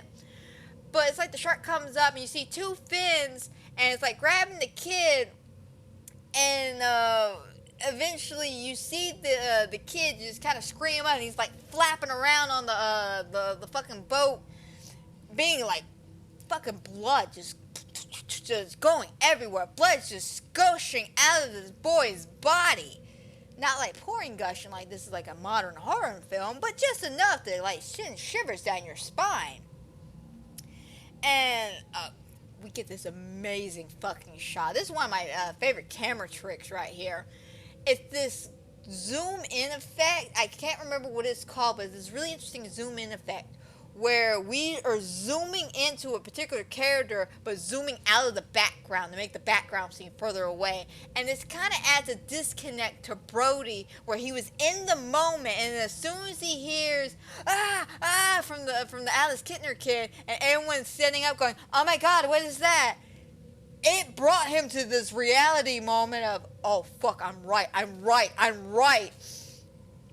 And, of course, we go back to the POV shot and we see the kid, unfortunately, just get pulled underneath this water. Like, we hear him, like, scream for help with bubbles, as he's being pulled. And, of course, like, the thing of blood comes over the camera, so all we see is blood. And even the kids who are sitting there next to Alex, like, again, I don't know how none of these kids saw this shit, but yeah, they turn around and like, oh my god, there's blood in the water. Oh my god, like, nobody saw this kid get eaten by a shark, and you're like 5 feet from the kid. But you know what? Kids will be kids. So, of course, Now everybody's like, all right, out of the water, out of the water, out of the water, and everyone comes up, and there's blood, and you know, poor Mrs. Kidman, that poor woman. Of course, you know, she comes in, she's just like, Alex, where are you, Alex? And she's looking, and it reminds me again of the guy looking for his dog Tippet, because he does the same thing before the attack. He's just like, Tippet, where are you? Tippet, Tippet. I'm glad, first of all, I'm glad Steven Spielberg did not show the dog die. Okay, like, I didn't need to see that. Shows you how fucked up I am. I'm over here like, I didn't want to see this dog die. But when the kid died, I'm like, I wish I could have seen the full effect. I'm a fucked up individual. Yes, I know this. But poor Alex, he fucking dies. And his mom's just broken, heartbroken because she can't find him. And then, of course, we get the iconic moment of the yellow raft that's fucking deflated at this point come washing up on shore with some blood. That poor woman, man. That poor woman. So then we're cutting to a town meeting. And Mrs. Kidman has done taken this information about the shark and has done ran with it. She now is offering a $3,000 reward, which by the fucking way, I don't give a shit. That's 1975 money logic here. $3,000 to kill a shark is not enough to kill a shark. Okay, I'm with quitting on this shit. You want me to kill the shark? I'm gonna need some bank. Okay, I'm gonna need some fucking bank. But everybody's talking about, you know, how she's, you know, getting this reward. She's putting out ads in the Gazette and all over the place. And she really wants people to come and find this fucking shark. So they get everybody into the town meeting hall and they sit down.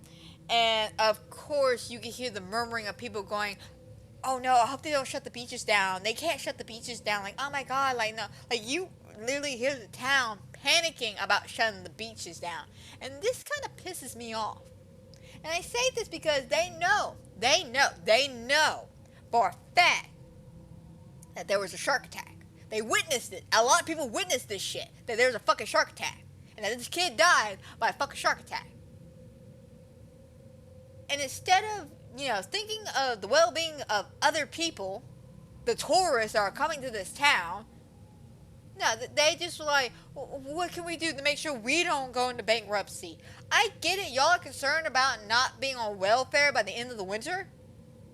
But there's a man-eating shark who's killing not one, but 2 people so far, and a dog. It's not safe. Safety should be the highest priority here, and they don't give a fuck. They really don't. But as they're murmuring about this shit, of course, you know, they start the meeting, and they're like, okay, do we have any questions before we get started?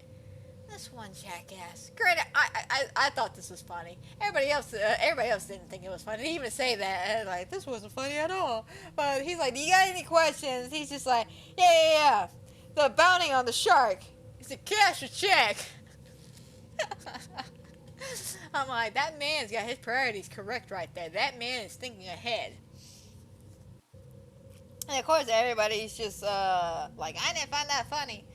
But they bring Brody up, and he proceeds to talk about, you know, the incident and, you know, what's going on, about the safety measure, about how they're going to bring in more people for the 4th of July. Which, by the way, they don't fucking show up until 4th of July.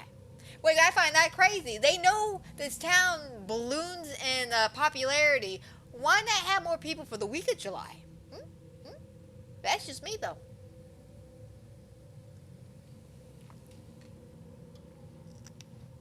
So, as, you know, they're chit-chatting about this shit, and he's trying to explain to them that they're going to take all the precautions they can. People keep asking, are you going to close the beaches?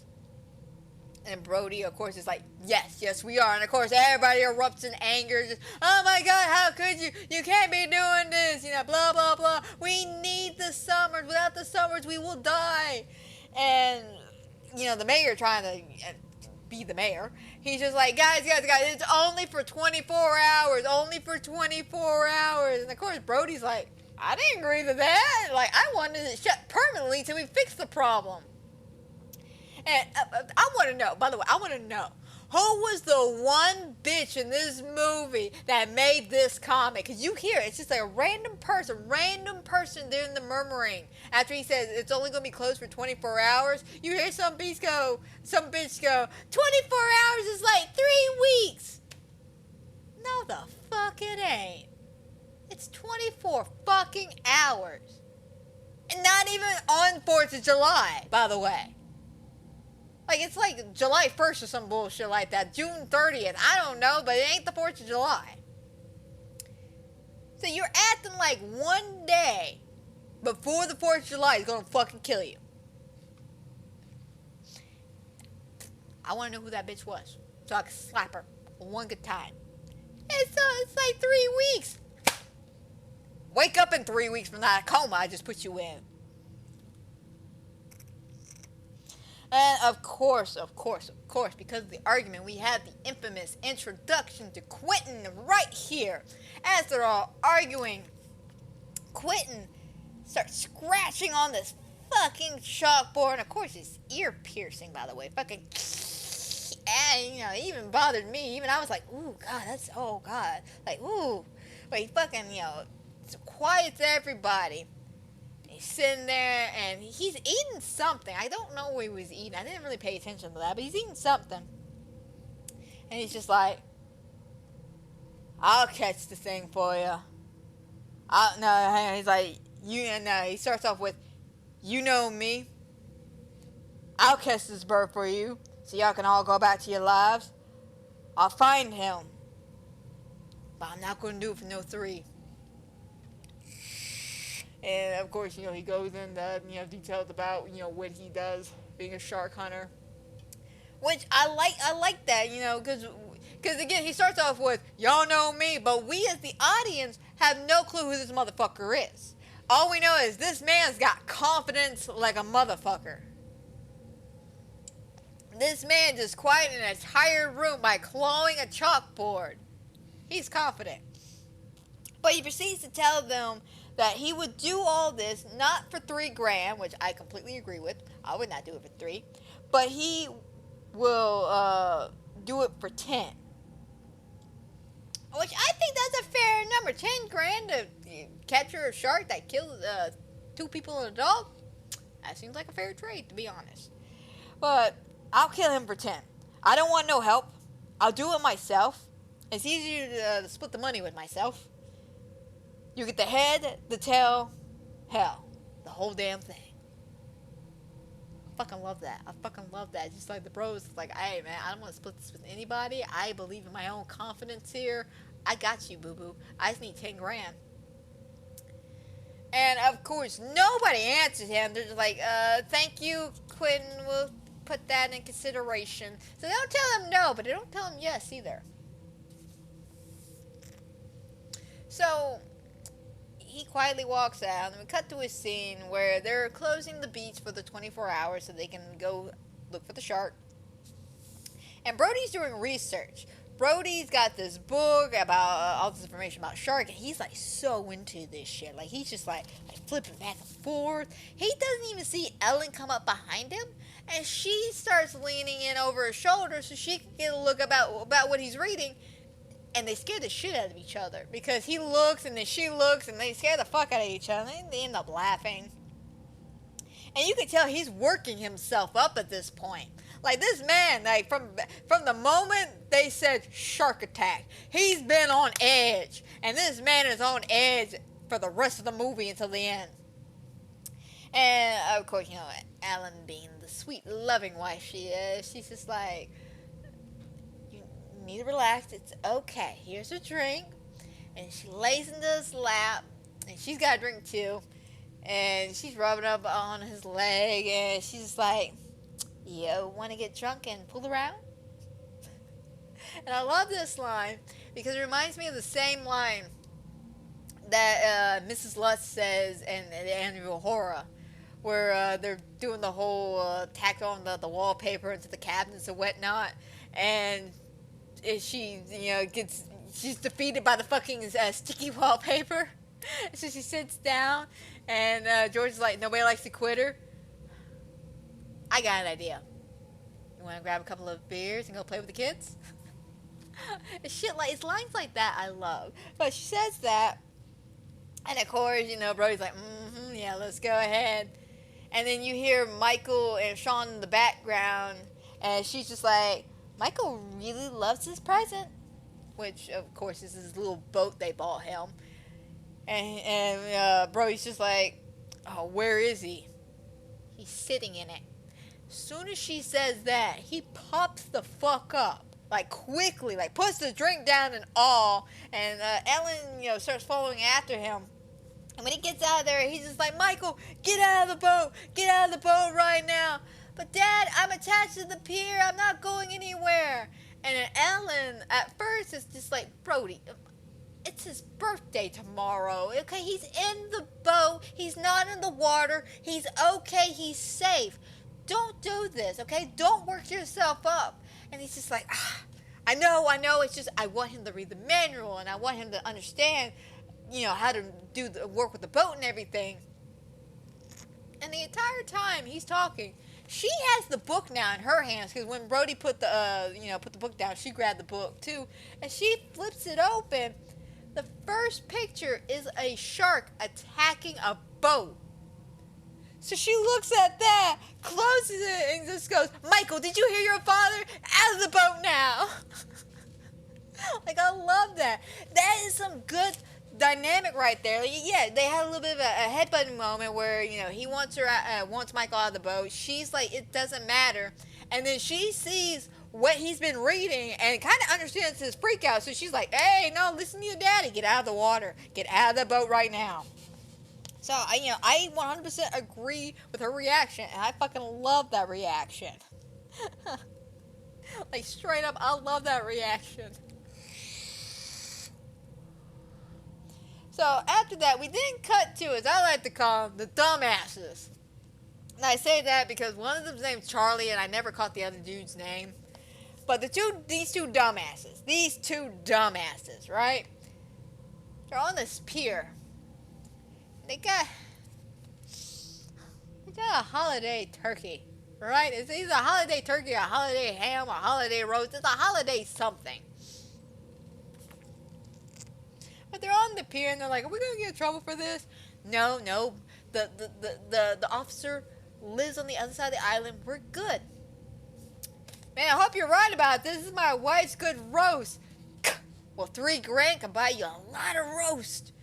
They're literally gonna fish the fucking shark out with a roast. Like Bruce, they're trying to fancy Bruce over here. Fucking Bruce is just like, man, I like all this feeding that's going on. I'm not gonna lie, like, y'all are feeding me well. They wonder why the shark's hanging around? They're feeding it. They're fucking feeding it, thinking they're gonna catch it. Of course he's gonna be hanging around. I would. Why would I want to leave food supplies? Especially when it's free. But they take this roast and they throw it out attached to a tire as a little dinghy so they can see it float. And they're sitting there just watching it. And of course his little buddy's like, Charlie, can I go home now? No. He says, no, you cannot. We then cut back to Brody real quick, looking more at some of the photos of sharks and about shark bites and shark attacks and what they can do. And then we go back to the dumbasses on the pier, and they get a little nibble. And of course they sit up real quickly and they're looking about. They're like, oh my god, holy shit, I think we got him. And of course they see the dinghy start going off towards the ocean. And it starts pulling away, and he's just like, Charlie, get the light, man, get the light. Like, we need the light. Come on, man. Like, we got this. Come on, man. And because, the roast is attached to a chain, which is attached to a pier that they're standing on, and the shark is fucking God Almighty has God Almighty strength over here, breaks the fucking pier. And one of the guys was able to, be safe and shit. And the other guy, unfortunately, fell into the water. And so the shark starts taking off with the pier. And homie is just like, oh my God, starts swimming back. and the other guy's on the pier, and we see the fucking pier piece just come to a stop and do a 180 turn heading back towards the men. And I love this part because the guy is standing on the pier and he looks up and he sees this and he's just like, Charlie, take my word for it, man. But swim, Charlie, swim. And then, of course we got the music playing, dun dun dun dun, the swelling going on, the fucking priest of resistance, it's just that music going, and our hearts are pounding for this man because he's swimming as fast as he fucking can. And of course we're seeing this pier just get closer and closer, and then of course when he gets to the pier and he can't get his fucking ass up because he's all wet and shit. So eventually he pulls him out of the water and he's sitting there, and of course we see the pier piece just come to the edge of the water and just stop and land. And they're sitting there looking at it, and he's just like, can I go home now? But the man really wants to go home. So now we're on the next day. And again, we're still on the 24-hour shutdown on the beach. And it's crazy out there. Brody's little lackey is explaining the story about what happened between the two dumbass guys. And about how, they lost the holiday roast and everything. That's quite funny. And Brody don't find it funny at all. Brody's just like, that ain't funny, man. That really isn't. This is getting out of hand.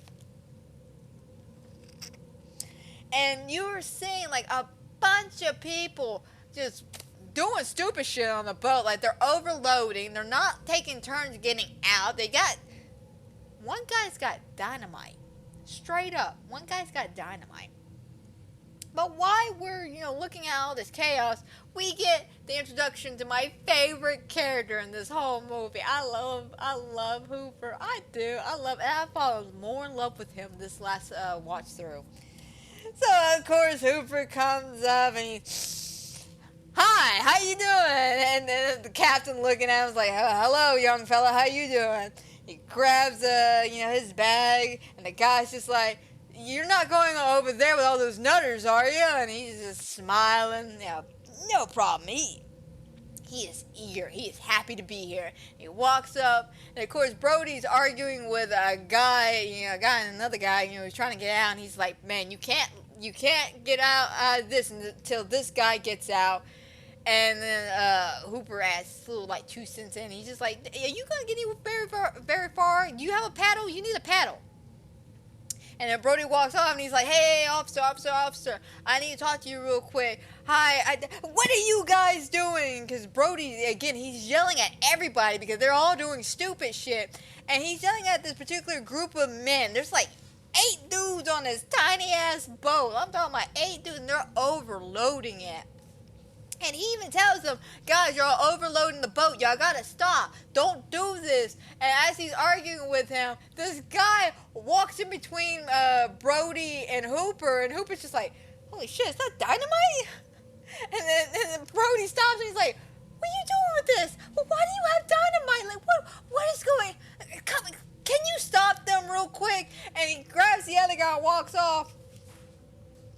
And Hooper walks over to the edge of the pier and he's like, gentlemen, the officer asked me to tell you that you're overloading the boat. Oh, boo, what do you care? It's not like you're on it. Yeah. Well, guys, can y'all tell me where a good restaurant or hotel is at? Yeah, just take 2 steps forward. Yeah. And they're all gonna die. And he walks off. I love that. 'Cause that would be my reaction. Just, you're all gonna die.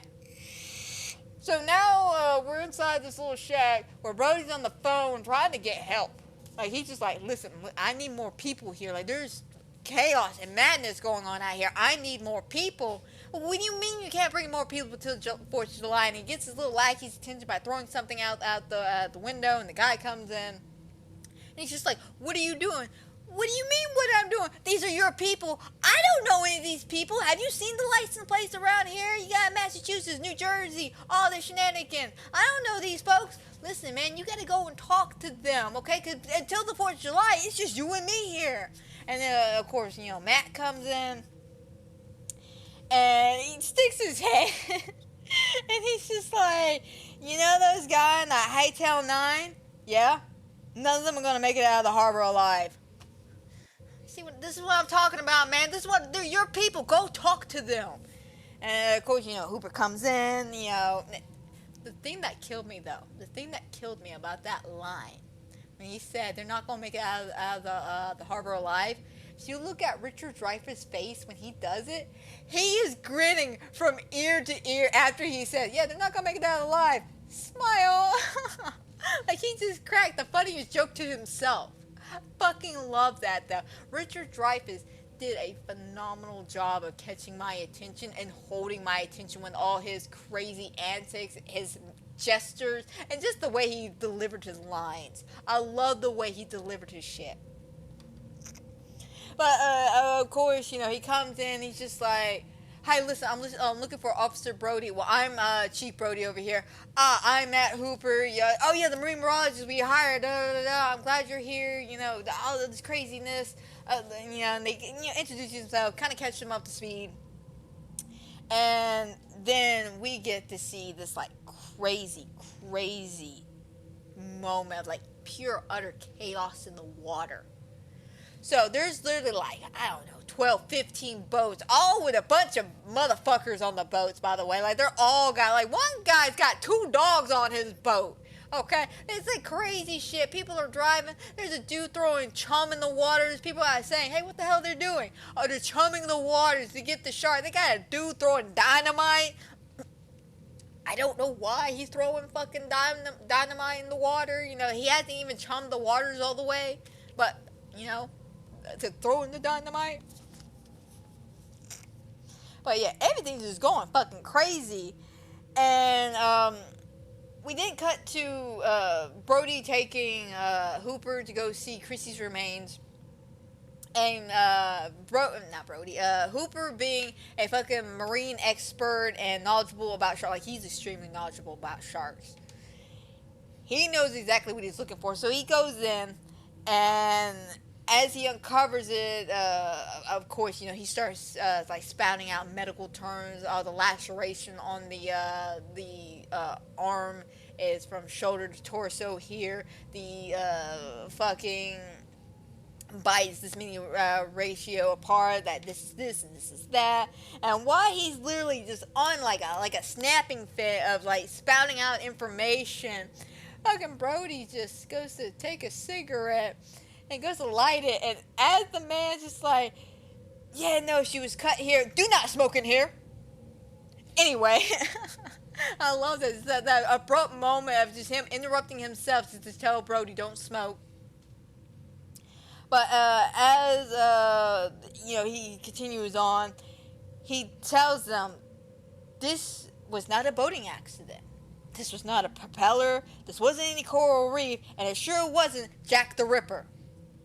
And then, of course, we had that iconic shot of him washing his face. And he pops up, and he's just like, it was a shark. Just letting us know the information we already knew, that Brody just needed to confirm it was a fucking shark. So then we cut to the dock, and we see that these gentlemen have caught a shark for sure. Is it Bruce? No, it ain't Bruce the shark. It's just a random, poor, helpless shark that got caught in the crossfires. And, of course, everybody's cheering and happy, you know, shaking hands like, yes, we got the shark. Woohoo! Yes, fuck that shark. And fucking Quentin's on the boat looking at them, and he's laughing to himself because, and I say this, but I do believe Quentin knew that wasn't the shark. I think he knew for a fact that wasn't the shark. That's why he was laughing about this situation, because he knew that was not the shark. But that's just my own preference when watching this. And, of course, fucking Hooper, you know, he's doing his own measurements, and he's looking at it. And, you know, they're just like, well, what kind of shark is this? It's a tiger shark. A what? It's a tiger shark. And, you know, of course they're talking to the mayor about all this, and he's just like, I can't believe we caught the shark. Yeah, I can't believe these guys did it. Was this Ben Gardner? No, it was us. Oh, well, you guys are great. You're amazing.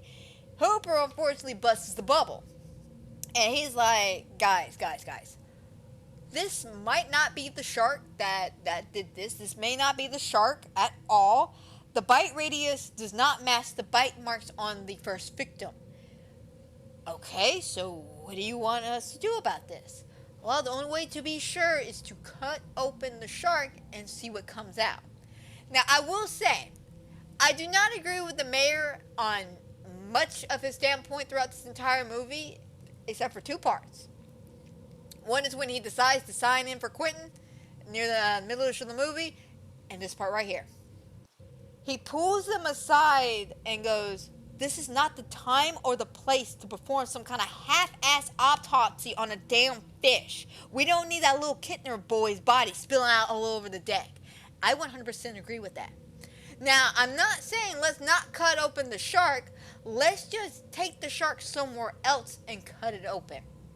Because I agree, we do not need to cut it open and have like the head of this child just come falling out into the dock. Especially with the fact that his mother is right fucking here. Because she comes up, and of course she's all dressed in black. You know, she's mourning of the loss of her son. Now, I will admit, I love but hate this scene. I love it because it's such a passionate scene. But I hate it because of her logic. She comes up, and she sees Brody. And she's like, Officer Brody? Yeah? And she slaps the shit out of him. And she's like, you knew the waters weren't safe. You knew that there was a shark in the water. You knew. And now my boy is dead. My boy is dead. I just wanted you to know that. That moment, a powerful moment, because that is just a woman who's just lost everything. And that's why I say I love this scene, because that was just a powerful moment of her just breaking down to Brody. Here's my problem with it. It was not Brody's fault at all, 100%. If anybody deserved to get slapped in that scene, it was the fucking mayor. Because he's the one that was like, no to closing the beaches, no to this. So if she wants to slap the shit out of anybody, first she needs to slap the shit out of the mayor, slap the shit out of the guy who lied about the autopsy, then slap the shit out of every motherfucker in that village besides the Brody family, because everybody else is like, oh no, leave the beaches open. So she should be mad at everybody else but Brody. That's why that scene, that moment kind of pisses me off. Because Brody was an innocent, but Brody was the only motherfucker trying to do something. And yet he gets blamed. He is the fucking out. And unfortunately, the same fuck shit happens to him in the second movie. Except that time in the second movie, he gets fired. He gets fired from being the chief of police. It's very heartbreaking because he's the only one that gives a fuck. I really hope they gave him his job back after the incident in Jaws 2. But after she leaves, you know, the mayor looks at him and just goes, Brody, you know she's wrong. No, she's not. No, Brody, this is the one time I agree with the mayor. Yeah, no, she's wrong. This is not your fault. He was the only one. I guess he blames himself because he didn't do enough, but when you're getting outvoted 5-1 and you're being told that you can't do this because the economics and the whole town's against you, what the fuck are you supposed to do? What are you supposed to do? Nothing. There ain't nothing you can do. So Brody, of course, you know, he just feels bad about this whole situation. So he goes wandering off for a moment, and he eventually winds up back at his house, and he is drinking like a sailor. I'm not even joking. He is drinking like a sailor. But there is this very, very cute moment between him and Sean. He's sitting there, and of course he's defeated. He's defeated as fuck. You know, he feels like this is all his fault. So he's drinking, And Sean's sitting there watching his dad, and he starts mimicking his dad. So his dad drinks, so he takes a drink. His dad rubs his face, so he rubs his face. And what makes it even cuter is that Ellen walks in, she leans in over, and she's looking at her two favorite boys. Granted, Michael is probably one of her favorite kids too, but two of her boys. Just have a moment, have a father-son bonding moment. And after he gets done mimicking his dad leans in. And I don't know why he said it this way, but I do like this. But he leans in and goes, "Give us a kiss." Why? Because I really need it. And of course, Sean kisses his dad's cheek and walks off. And, oh my! I don't know why he said, "Give us a kiss," because give me a kiss. I guess that sounds a little weird. Give me a kiss. I get it. I don't know, but I do like that moment. It's a cute, sweet little moment. And then Ellen is interrupted by a knock at the door. So of course she goes over there, opens the door, and it's Hooper. He's coming in, and he's looking really nice in his little suit and everything. He's got 2 bottles of wine. And there's just more reasons why I love Hooper. He walks in, right? And he's just like, "Hey, how was your day?" Just like casually, awkwardly, just, "How was your day?" Yeah, I get that. And, he puts 2 bottles of wine. He's like, "I didn't know what y'all were serving, so I brought both." And he looks at Brody's plate, and he's just like, "Hey, anybody gonna eat that?" No. He literally grabs it and just starts, like he hasn't eaten in days or some bullshit, but he's like, and then kind of laughs. Because I guess he realized how weird the situation was. Like, he literally just walks into this house, sits down, and just starts eating their food. Fucking love him.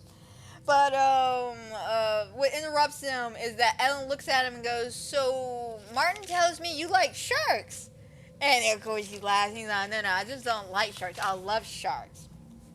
And he starts explaining, what he does and, what he's doing, that the fact that he loves sharks so much that he's going to spend 18 months out in the water researching them. And, he still stands by the fact, though, during this whole casual conversation, by the way, he still stands by the fact that the shark they found was probably not the one that killed the people. He's like, it's 100 to 1. It's 100 to 1 that these idiots caught this fucking shark.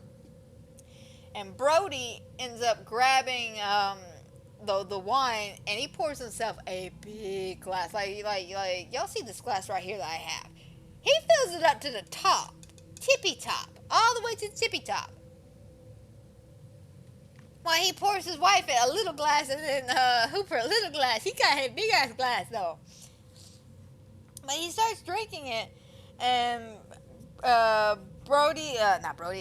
Hooper's just like, "Well, tomorrow I'm leaving, to go on the 18-month research for the shark and everything. And I hate the fact that I have to tell him that y'all still have a shark problem." And unfortunately, Ella's just like, "Well, I thought I heard on the radio that it's all different and all this shit. Y'all told us that the waters were safe." "Yeah, but again, we're not sure. We gotta cut open the shark and find out." And then somehow the topic does get brought up at one point about, this was that conversation I was talking about, that we're on the ferry where he went on the boat. But she brings up the fact that Martin hates boats. He hates the water. He hates anything dealing with the ocean. That when he takes the ferry from the mainland, he sits in his car. So take that what you will. Maybe that could be the reason why he was perfectly alright with going onto the ferry, because they said the mainland. So what I'm assuming is maybe the ferry from New York that goes to Amity Island, that's what scared him. And this little ferry from one side of the island to the other is not. I don't know. I don't really know. But I did think about that when we were watching that scene. But unfortunately, not unfortunately, but fortunately, Brody, of course, cuts the conversation off And he's just like, so what do you know about this shark? What do you know?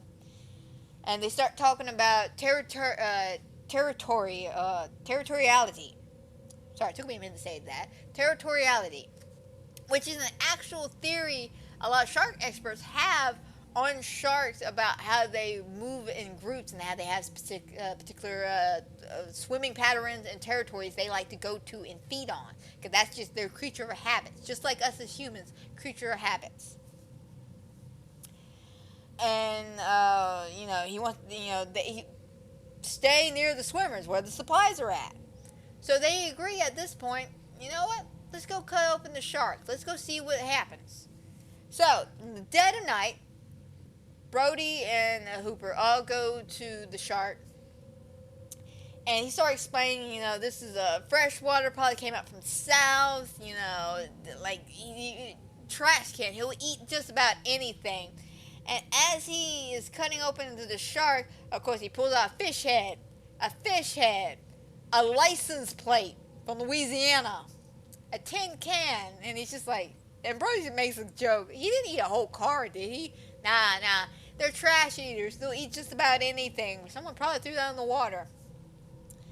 But when they get done cutting it open and they realize there's no kitten body, there's no dog body, there's nothing there, they sit there and go, oh, damn, we got a problem. Well, yeah, y'all got a problem. You still got a shark out there. Well, let's go find it. What do you mean, let's go find it? Let's go find the shark. I know where his feeding habits are at. Let's go find him. You mean on the water? Well, you don't go looking for a shark on land. Again, Hooper just has some of the best lines ever. I love his little witty combats. Because that would seriously be me. Like, if somebody said, we're going to go look for a shark, well, we don't go on land to go find them. Unless you're that one movie it's called Creature, and this particular shark movie was a half man half shark movie, so this shark could go on land. But that's a story for another day. I might eventually talk about that movie because that was a really good sci-fi movie. And I don't praise Sci-Fi Channel a lot because they have really shitty fucking movies. This one though, that one was really good. But like I said, he makes that joke about, well, you don't go look for sharks on land. Well, I can't do that. Yes, you can. No, I can't. Yes, you can. Come on. So they get on this boat. And Brody, of course, he's still got the bottle of wine. He's got his little life vest on. He's all like looking around, kind of scared. And he's drinking. He's fucking the man was drinking from the start of the day. I'm pretty sure. As soon as he got slapped and he got home, he started drinking. He wasn't finishing until he passed out. But he starts talking about, how do you have all this equipment? Who's paying for this? Well, I do. How? Well, I'm rich. I got money. How are you rich? Doesn't matter. So you tell me, people pay you to look for sharks. Why? That's a good question. Why? Granted, it's more about the questions of grants. What qualifies as a grant? I know colleges do that, especially that you got like a good theory or a good basis for something. They give you grants so you could fund it and, take care of everything. But what was it about the shark? I want to know, what did Matt Hooper say to these college grads that they gave him grants to have all this fancy ass equipment to go look for sharks? What was his motive? What was the research paper? I gotta know. But as they're chit-chatting and shit, Brody makes a mention, there hasn't been a killing or a murder in 25 years in this place. This place is a quiet, beautiful little town, and we love it. Because something I forgot to mention when Brody was leaving for work that first morning when they found Chrissy's body. Ellen tells him to be safe, and he's like, oh, in this town? Letting you know that this is a quiet, sleepy little town. This is a quiet town. Nothing bad happens. Nothing should ever bad happen here. But it did. And we're dealing with it. But what's really funny about this scene is that while Brody's talking about, this little town, Hooper turns to him and goes, oh, wow. Want pretzel? He's fucking eating a print. I swear, this man is just hungry. That's all this man is hungry. But as they're, chit-chatting, eventually their small talk is interrupted when they hear a little bloop, bloop on his machine. So, they take a look at it and they're just like, could be a school of mackerel, could be anything. Actually, let's go take a look. So, they start going towards where the beeping's coming from. And we see in the water, a couple like little shipwreck items, little barrels, some ropes floating there. Then we see a disheveled boat that looks fucked up.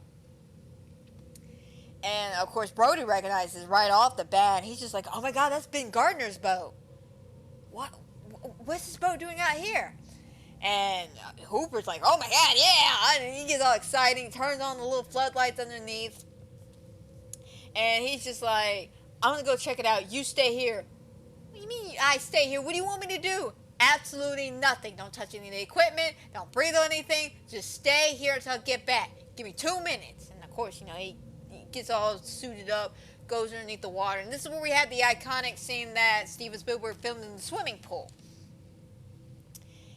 Hooper goes underneath the water, and it's fucking pitch black there, and he's like looking around, and he gets to the edge of the boat, and it's all, torn up and shit. There's a big ass hole, and in this hole is a tooth the size of my hand. Like, shit you not, from tip to palm, the size of my fucking hand.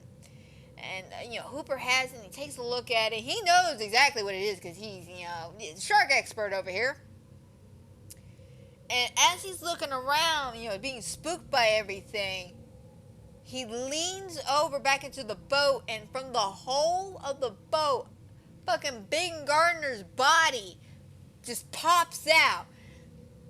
Missing an eyeball, got little tendons hanging from it. The dude, and there's like this weird sound effect too that happens when the head pops out. And of course, Hooper's looking at it, realizes it's a body, screams, drops the flashlight, drops the fucking knife he also had, and drops the fucking tooth he had. Swims all the way back up to the surface to let Brody know, "Hey, there's a body down there, and we gotta tow this." Granted, they were gonna tow this boat anyway. That was one of the arguments that Brody wanted to tow the boat in, and then look at it. But Hooper was just like, "No. I'll go investigate. 2 minutes flat. 2 minute flat." Now I'm sure he wishes they would have towed that ass in. To be perfectly honest. So they go back. Oh, hang on a second. They go back to the mayor. It's the next day, and he's explained to the mayor how they need to close the beaches, that the shark they killed was not the shark, and that they found Ben Gardner's boat, and that it was destroyed. They had to tow it in, and they're arguing. They're arguing about it. They're like, "Hey, listen, man, you gotta listen." And of course, I have to add this little factor. The mayor's adding one of my favorite costume pieces he has, and it's the gray suit with the little anchors on it. I love that suit. I really do. I wish I had that jacket. I'm not even lying. I wish I had a little anchor suit jacket. But they continue arguing about it, and he's just like, "Listen, you opened those beaches on the Fortress of the Light. It's like ringing the dinner bell, for Christ's sakes. You gotta close the beaches." And, the mayor kind of looks, scratches his head a little bit, and just goes, "Well, do you have the tooth? Do I have the tooth? Do I have the tooth?" And of course, Hooper's gotta be honest. He's like, "No, I had an accident, okay?" And again, I feel like that's justification for dropping a tooth by seeing a dead body that came out of nowhere. That would scare the shit out of me, too. But, of course, the mayor is just like, "Oh, whatever. You don't have the tooth, so how do you know it was a shark that did it?" Motherfucker, you're back on that goddamn hill again, aren't you? And,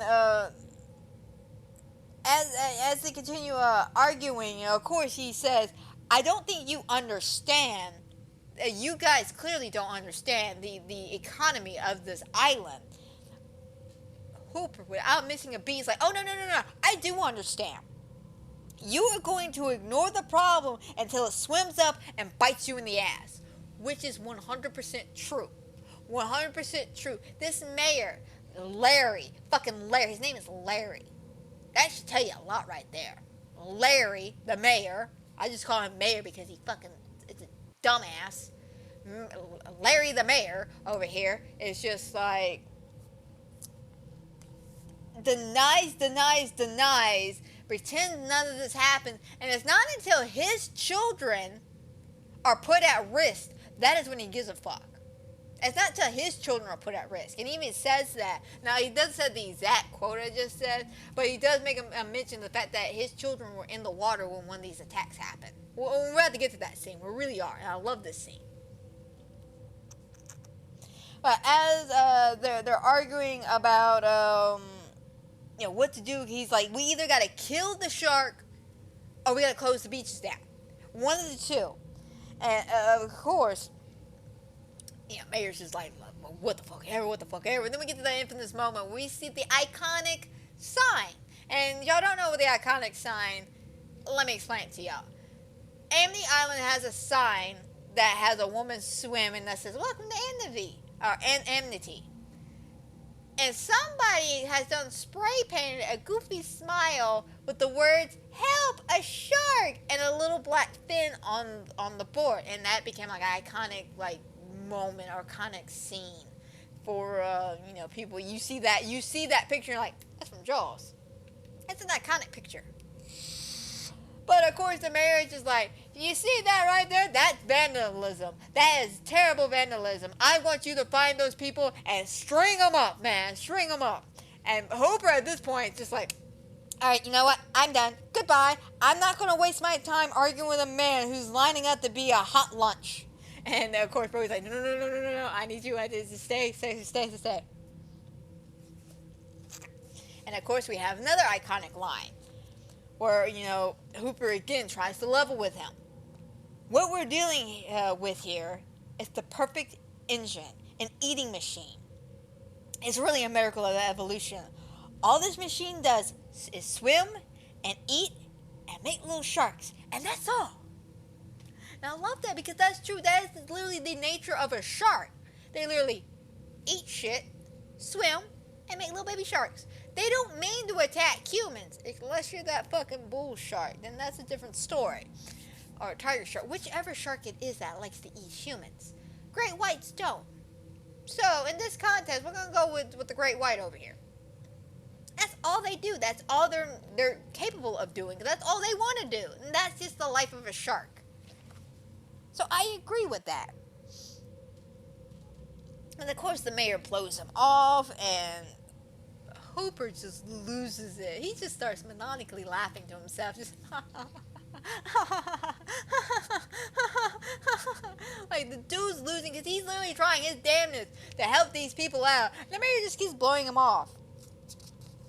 And the mayor proceeds to tell him, listen, the beaches will remain open. Now y'all do what y'all gotta do to keep the people safe and all that, but the beaches are to stay open.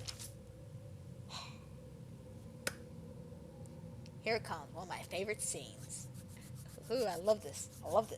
So, people are finally coming into the town, right? And there's like ferries upon ferries of hundreds of thousands of people coming in. I'm talking about maybe 10, 20,000 people are coming in. And intercut between the tourists coming in, we got Brody, Hooper, and Brody's little lackey all on the phone trying to get backup. They're just like, where's the backup? We need more people. Like, this is getting out of hand. Like, this is getting crazy. And, of course, we then cut over to this wonderful moment where Peter himself, the writer of the book, guest stars as the reporter, as a TV reporter. And he's just like, Emily Island, a beautiful summer place to go every summer, every tourist. But lately, it's been clouded by a shadow. The cloud of a shark. Like, I just love that shit. It's just like, I love the analogy right there. Just the cloud of a shark. Da-da-da-da. Now, the mayor comes through, And he's looking at all the people, and they're all on the beach, but nobody's going swimming. I don't blame them. I wouldn't want to go swimming either. But the mayor goes up to a couple of his friends, and he's like, Hi, Larry, how's it going? Why aren't you swimming? Well, I just put this sunblock on, and I gotta wait just... Listen. Nobody's swimming. I need people to go swimming. Get in the water. That's basically, to sum it up, he just tells them to get in the water. So, fearful and scareful, the man grabs his wife, and the wife and him grab their children, and they grab the little raft thingy, and they go out into the water. And the moment they do that, of course, it's a psychological thing. Nobody wants to go into this water because they all know the dangers of the water, but then they see 1, 2 people, 3 people go in, and then 4, and then 5, and then as more people go in, they're all casual, all having fun, your fear is kind of brought down, and all you're thinking is, okay, maybe it is safe, maybe it is a good idea to get in this water, maybe it's all good now, yeah, we got this. I mean, hell, even the mayor's all over the TV station going, we have found and killed the shark that killed the little boy and all those other people. Actually, I don't even think he says kill.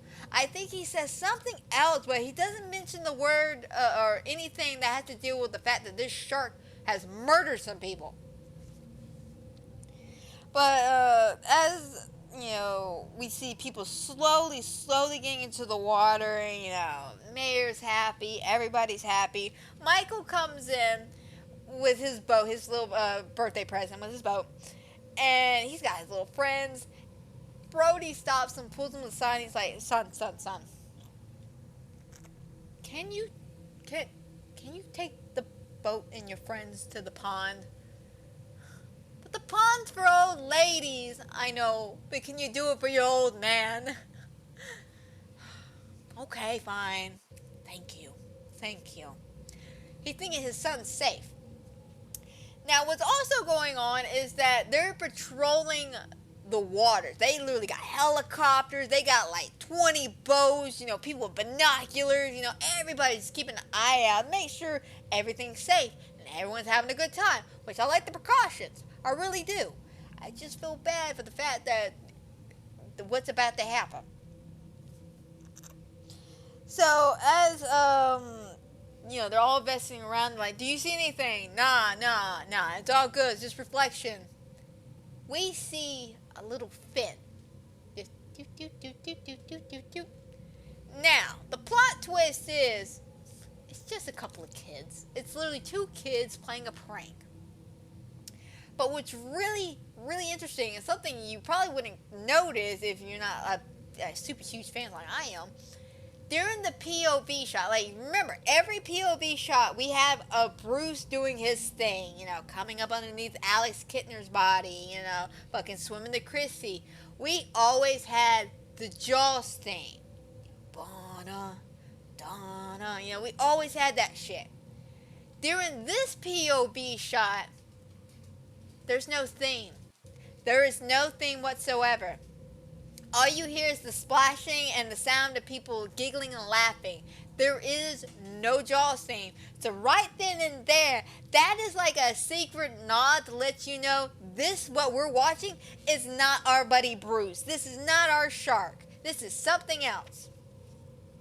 But of course, because it's a prank, people panic. It starts off with one girl sitting there, and she sees that. She's like, oh my God! And she takes off, and of course, everybody sees it, so they all start taking off. Of course, mass panic, a little bit of a stampede happens. And of course, everyone's on the walkie, like, get everyone out of the water, get everyone out of the water right now. And the guy's blowing a whistle, and there's another guy on a microphone. The guy, out of the water now, folks, just get out of the water. And Brody's just like, no whistle, stop it, you're scaring people. Like, Brody, calm down. And of course, they're in this chaos. They're in this beautiful chaos. We cut to the kids coming. I just love this. These kids are so great. We cut to the kids coming out of the water, taking the little fake fin off and the little goggles and everything. They look up, and there's like 6 boats with like 20 people all pointing guns at these kids. And this one kid, I'm pretty sure he pissed himself. But as he's pissing himself, he's shaky hand. He made me do it. He made me do it.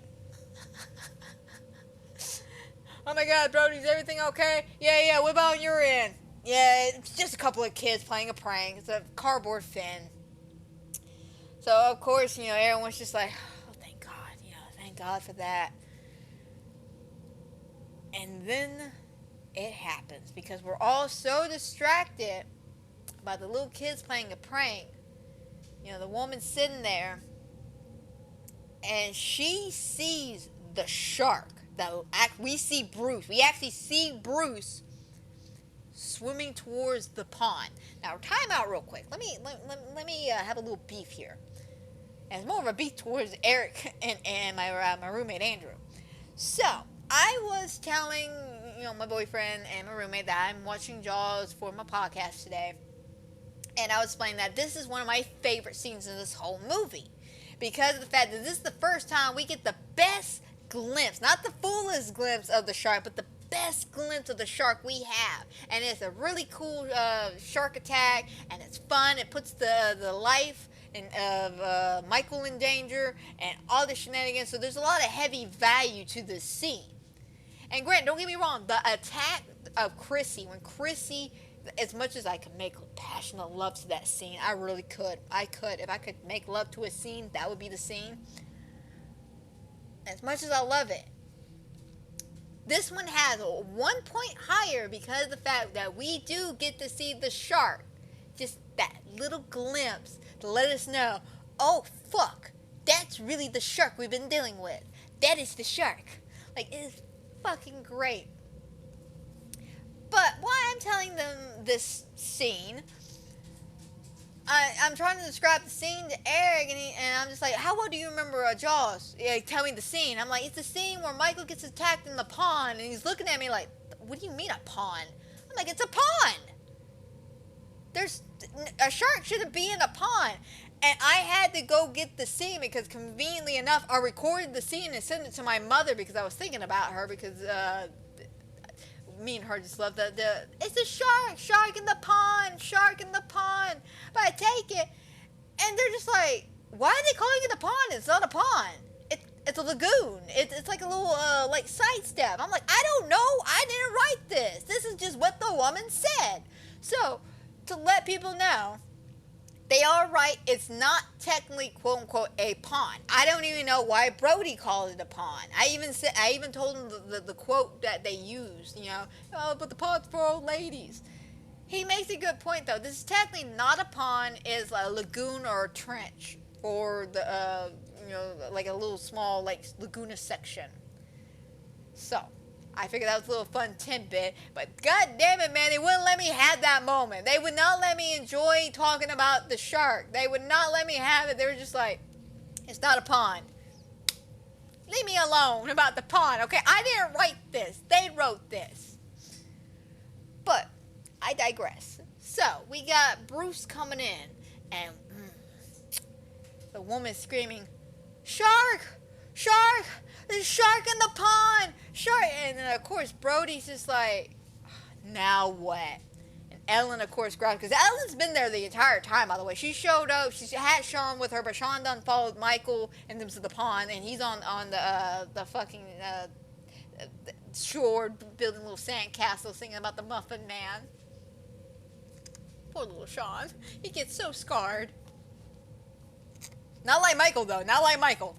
But, of course, Ellen's there, and she grabs Brody, and she's like, Michael's in the pond. And of course, Brody starts thinking, as the woman, you still hear the woman screaming, shark, shark in the pond. So the music, the little violins are swelling up as Brody's fucking starts picking up speed. He's picking up speed as he's running towards the pond. And then we cut to So, like I said, Sean's on the beach doing his little, do you know the Muffin Man, the Muffin Man, you know, having his little moment.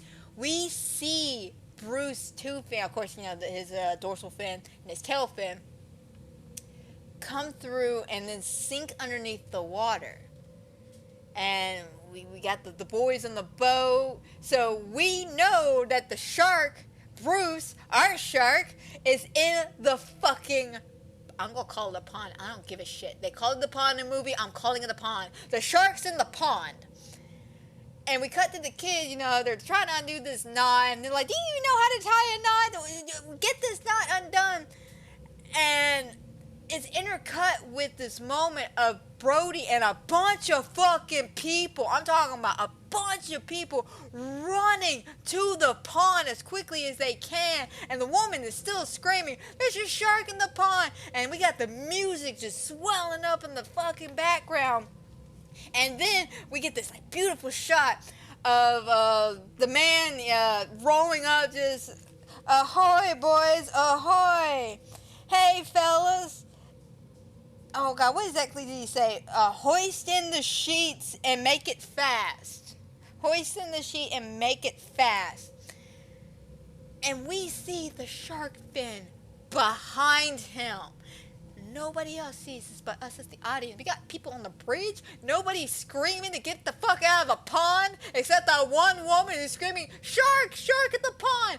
Nobody else is screaming, everyone get out of the pond. I would be screaming that as I'm running. I would be screaming my fucking head off. But, of course, eventually the shark comes up and tips both the boats over, having the one guy kind of flip over. And I'm gonna be honest, when it came to the kids' boat flipping over, it almost seemed purposeful. Like straight up, like the kids just and it fell in, like straight up. But of course, I love this shot. I wish I could have this as a screenshot on my fucking computer. I probably could if I could just find the picture. But the shot I'm gushing over is when the dude is crawling or swimming towards the flipped up boat, and he's trying to pull himself up, and you see this beautiful shot of Bruce. He's sideways, by the way, coming up and grabbing the guy and then disappearing underneath the water. And of course the guy's can't get on the boat, so he slides into the water. And of course you hear like a bunch of screaming. We get to like this POV shot of looking from the perspective of beachgoers on the other on the side, looking at the lake or the pond, and you hear screaming, and you see the guy trying his damnedest to get back on this boat, and you see Bruce just come up and grab him by like the shoulder arm and then yeet him down to the depths below, and you just see blood just pouring just every fucking where. And of course then we have the iconic scene of the leg with the shoe that wasn't part of the continuity come trickling on down, and Michael's still in the water, and he is frozen and fucking fear. And again, what would you do if you were a kid in that situation? What would you do? Like, I'm sure he pissed himself. I would have shit and pissed myself if I was in the water.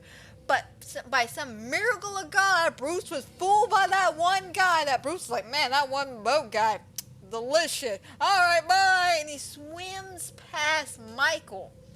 And this really cool camera shot of like, this just like the feel. Like it's not a POV shot of underwater, but we get like an aerial, like just above the waterline shot of something quickly going past Michael. And it makes me feel like it's the shark swimming past him. Like the shark's like, I don't want that kid. And then of course we see the shark fins and dorsal tail just go and then dip underneath the water, and everyone's running to Michael. Fucking Alan's like, oh my God, Michael. And they pull him out of the water, and he's in shock. He is such in shock. He's done passed the fuck out. Sean's on the edge, just with his little sandcastle, crying, just, oh. And I'm just like, oh my god, this poor baby. This poor baby. Like, I feel bad for Michael, but Sean, it's the crying. It's the fucking crying that gets me. And then, of course, Alan's like, oh my god, he's dead. No, he's just in shock. He's just in shock. And then Brody, of course, looks at the pond where the shark just left. And then we cut to the hospital. And then at the hospital, this is how scarred and fucked up Michael is. At the hospital, of course, they're like, oh, he was just in shock. He'll be okay. We can release him tomorrow. And as, Mom comes in, she's like, how's my big boy doing? Oh, do you need anything? You want your card? All right, I'll bring you your cards. What, do you want some ice cream? I want some coffee. The fact that this boy asked for coffee says a lot. And a lot of people are like, what do you mean that says a lot? Why do people usually drink coffee? To keep them awake and give them energy, right? He just went through a shark attack. He watched this guy die. He nearly was eaten himself. This is like a character moment that we didn't realize that was developing here. He is scared to go to sleep. He is so scared to go to sleep. He wants coffee to keep him awake. He is turning down ice cream, which is the most delicious dessert you can have next to cake and pie. He's turning that down for coffee so he doesn't have to go to sleep. And I love that little nod. And nobody really talks about that moment because it's just a little passing moment. No one really they think it's a funny joke. I look at it like that kid's severely fucked up. But of course, they wheel Michael off, and Ellen's in there, and she's got Sean, or she's picking up Sean from Brody, and he's just like, do you want to take him home? Back to New York? No, our home here. And she walks off, and he looks at the mayor. And he takes the mayor to the side, and he's just like, Mayor, you know what? We're going to talk about this now. I'm going to need you to sign this contract. And the mayor, he's in shock. He's legitimately in shock. He ain't playing just dumb and confusing. He's literally like, oh my god, there was a shark attack. For one thing, I think it's a difference is he witnessed the shark attack. He saw. He wasn't there for when Alex died. And again, when Alex died, I think a lot of people were more confused and unsure about what happened. In this attack, we all knew it was a shark. Like, guaranteed, we had the shark. We saw the shark. A bunch of people saw the shark. He saw it. And then it crosses his mind. His kids were in that water. His family was in that water. So he's in fucking shock. And Brody's just like, listen, sign this contract. Get Quentin to kill the shark. Get him to do it. And he's just like, Brody, I am so sorry. I am so sorry. Larry, stay with me here. Stay with me. Get Quentin to kill the shark. Yeah. He starts writing it. And then that's when he tells them, my kids were in the water. My kids. And this is one of the only moments I sympathize with the mayor. Because, yeah, granted, it's his own doing to put himself in that mind state because he's the one that kept the beaches open. But the shock and sudden horror, the fact that his kid, and I'm not sure if one of his kids was on the boat itself or just in the water playing. I'm not quite sure. I never really did a, who's related to who or who these people are, except for the main cast. But it is a curious thing to wonder whether or not one of those kids that was on the flipped upside down boat that got Michael out of the water, if that was one of his kids. And I'm willing to bet that probably was. Because that would make the most sense. That truly would make the most sense. So, the mayor signs the fucking contract. They go and talk to Quentin about everything. And they discuss the business. Of course, for some reason, Hooper's there. And kind of banning back and forth about, oh, 10 grand, be $200 a day though, as long as we're out in the sea and all this shit. And he grabs a drink, and he gives one to Brody. He grabs another one and goes, all right, I think we struck a deal. Here's to swimming with bow-legged women. He takes the shot, and of course Brody takes it, and as soon as Quentin turns around, he spits that shit out. I don't know what the hell it was. He said it was his own creation that he made, so I'm pretty sure it's moonshine, which I give credit to Brody. That was moonshine, that he was able to hold that in his mouth for that long before he spit it out, because moonshine is strong. I've had real moonshine. I mean real moonshine. Not the shit you buy at the grocery store. No. Fun fact, diverge for a minute. I was friends with a guy that I was friends in high school with, and one summer after high school, I was over at his house, watching his house and his kid while he ran off to go do something at work real quick. I was just the closest to his house to watch his kid. It was a bit of an emergency. Oh, I'm sitting there. One of his friends pulled up, and this is like an old guy. I'm talking about like maybe he's like 68, 69 years old, comes walking up, knocks on the door, and I open it, and he's like, hey, is Trey here? Oh, no, he stepped out. He'll be right back, though. Cool. You like moonshine? What? You like moonshine? I got some moonshine. He brings out this jug of moonshine. He's like, come on, just have a little moonshine with me while we wait for Trey. He puts it on the counter. He pulls out just a cap. Like the top of the fucking milk carton that he had, because it was a milk jug. He had the top of the milk jug, and he pours just a little shot in there, and he's like, trust me, this is going to knock you on your ass. And he cut up a lemon for me.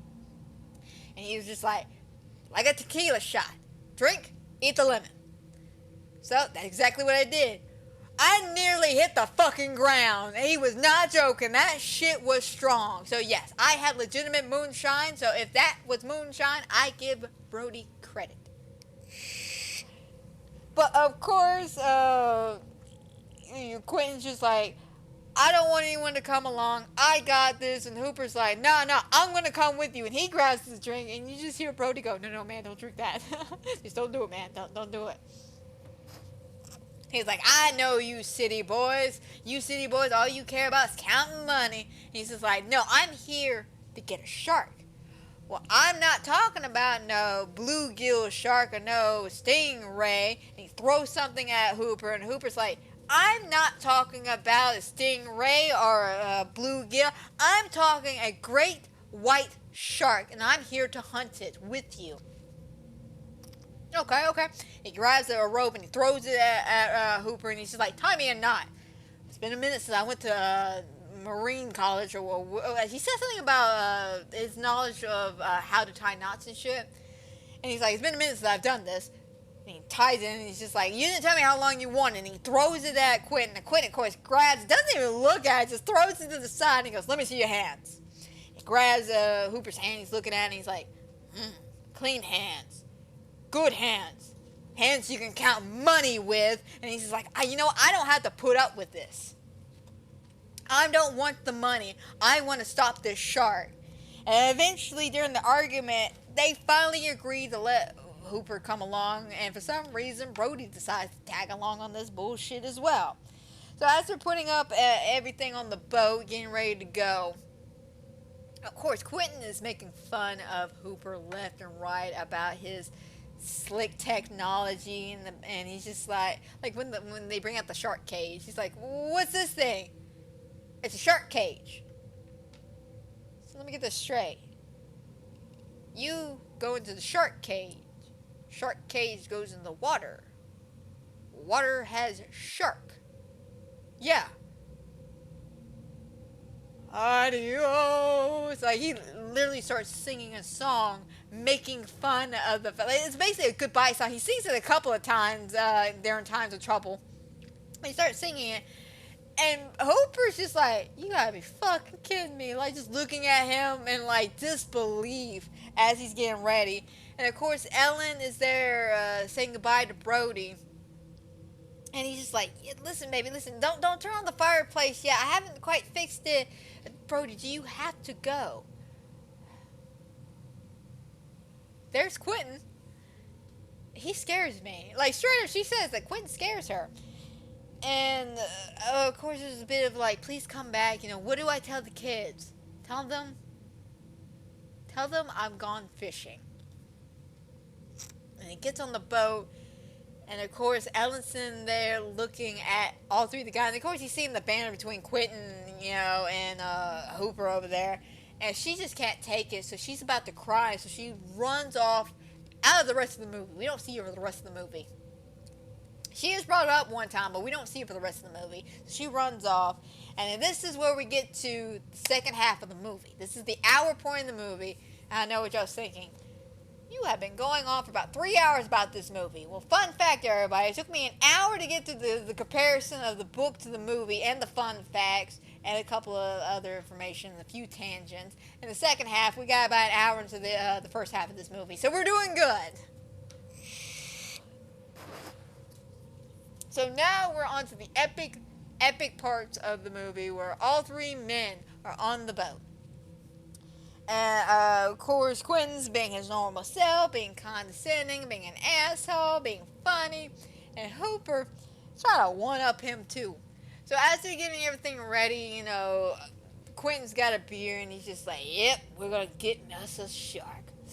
And he chugs that beer, and he crushes the can, and he throws it aside. And we cut to Hooper, who's got, like, a little cup of water, and he chugs down the water, crushes the little bottle, and throws it to the side, and looks at Quentin. Like, yeah, man, I could do that too.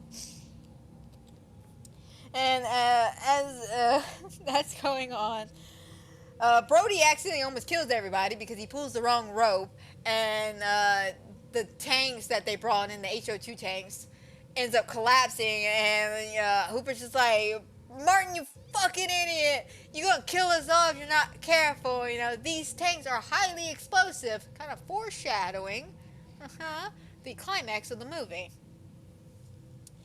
Of course, Brody's just like, I'm sorry, I didn't know, I pulled the wrong one. And Quentin's just like, hey man, next time, you tell me. Basically showing you right then and there, Quentin and Hooper know exactly what they're doing on the water. They know exactly what they're doing. They know they're going after the shark. They know what they're looking for. Brody's out of his element. He doesn't even like the fucking water, and he doesn't even know what he's doing. So they're trying to help him out, but he's literally a fish out of water on this one. So to help him out, Quentin gives him a little rope and tries to teach him a little knot trick. It's like the brown eel goes out of the cave and then into the cave and then around the cave and then back into the cave. Doing one of those little knots. And the entire time we're doing this is like really good suspenseful build-up moment. That Quentin's on this chair that he has on his boat. Hooper's up on top steering the boat, and Brody's sitting kind of off to the corner, doing the little tie. And while they're doing that, you start seeing the fishing line that Quentin has already thrown out to get the shark. And it starts slowly moving. Just ever so slightly, ever so suddenly, building up tension, building up this moment. And you quietly see, and again, Quentin's not saying anything. He grabs this little strap for his chair, he puts it on, he buckles himself in, he grabs the fishing pole and he puts it in this little stand, and he braces himself, and he gets everything ready. And at this time, we then cut to Brody, who gets the knot, and he's like, I got it! And as soon as he says that, the fucking line just takes off. And he's just like, whoa. All right, slow down, man, slow down. Oh my God, Brody, come here. You get some water and, start putting some water on the line right here. We gotta stay. We got this son of a bitch now. All this shenanigans. And this is when the first of the chase starts.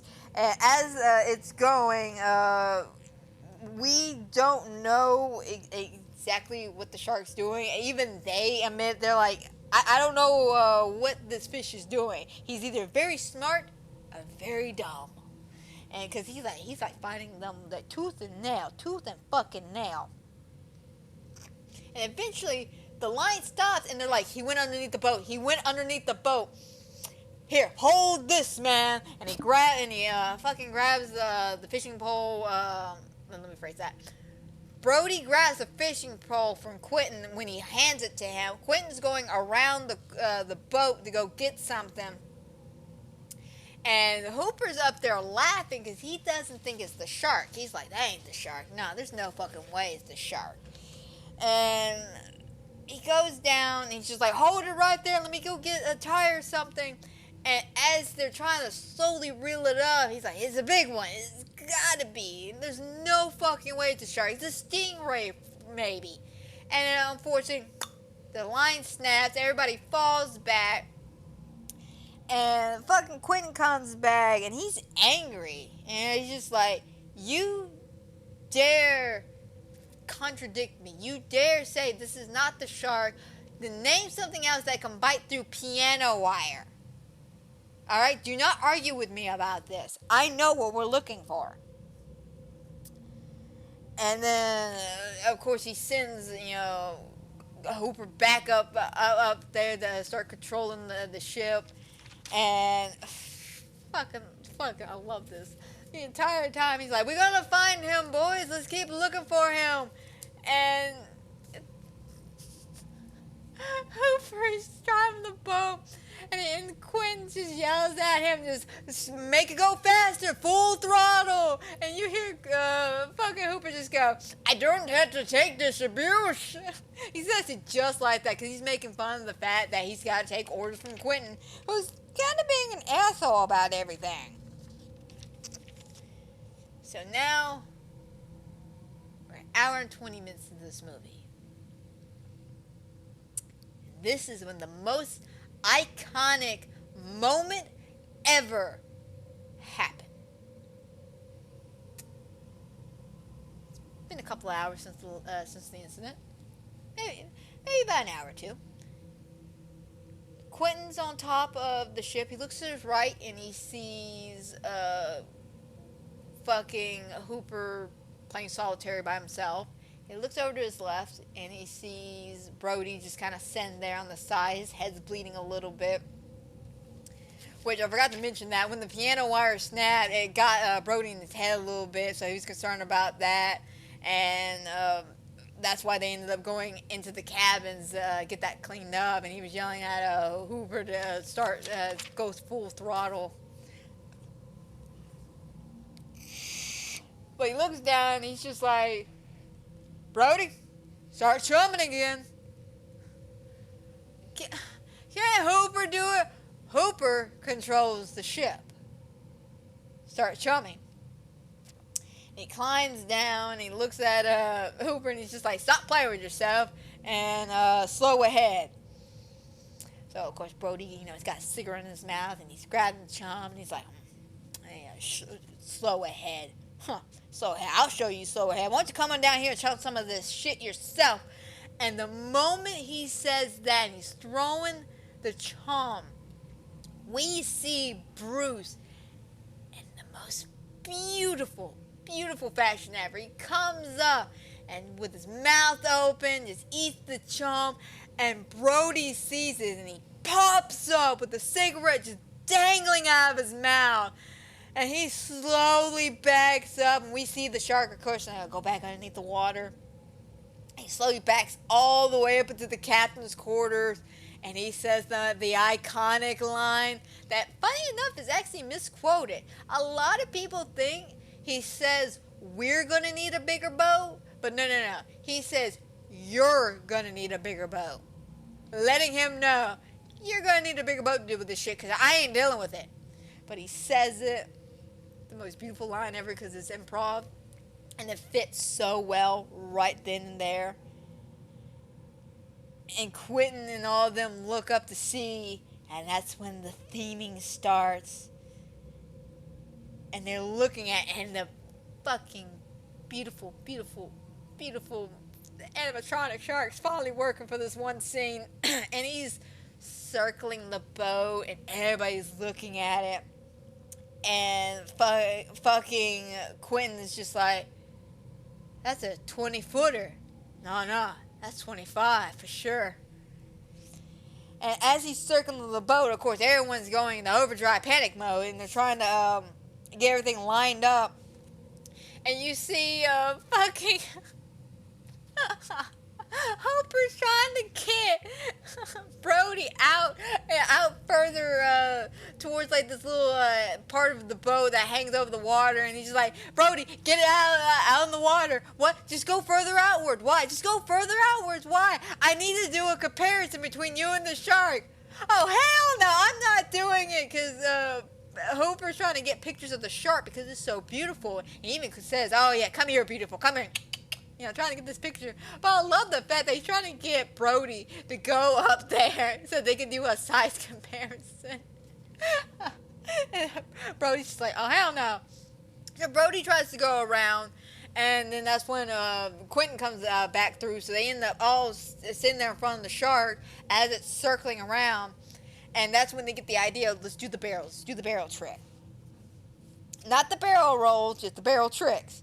So they end up trying to line up the shark, and he's just like, all right, Hooper, not Hopper. All right, Hooper, line me up and let's get a barrel going, you know. And he's like, wait a minute. And he runs off and he grabs something. I guess like a tracking device or something to inform them, because it's like a little flashing light. He grabs it and he's tying it to the barrel, and the entire time you can hear Quentin just screaming, hurry up, Hooper, come on, Hooper, we're about to miss our shot, come on, hurry up. And he's like, don't wait for me, man, don't wait for me. And he does, and he's like, no. And of course, you know, he shoots the shark, he shoots Bruce, and the fucking barrel, of course, takes off. And this was a neat little trick. The barrels. A lot of people were very confused about the barrels at first. They're like, why the fuck do we have barrels? It made filming this section a little bit easier because, again, the mechanical shark was not cooperating, so they used this clever trick to show you where the shark was and actually add a sense of dread anytime it showed up. Because at this point on, for the rest of the movie, until the ending, the shark has barrels on him to kind of indicate where he's at.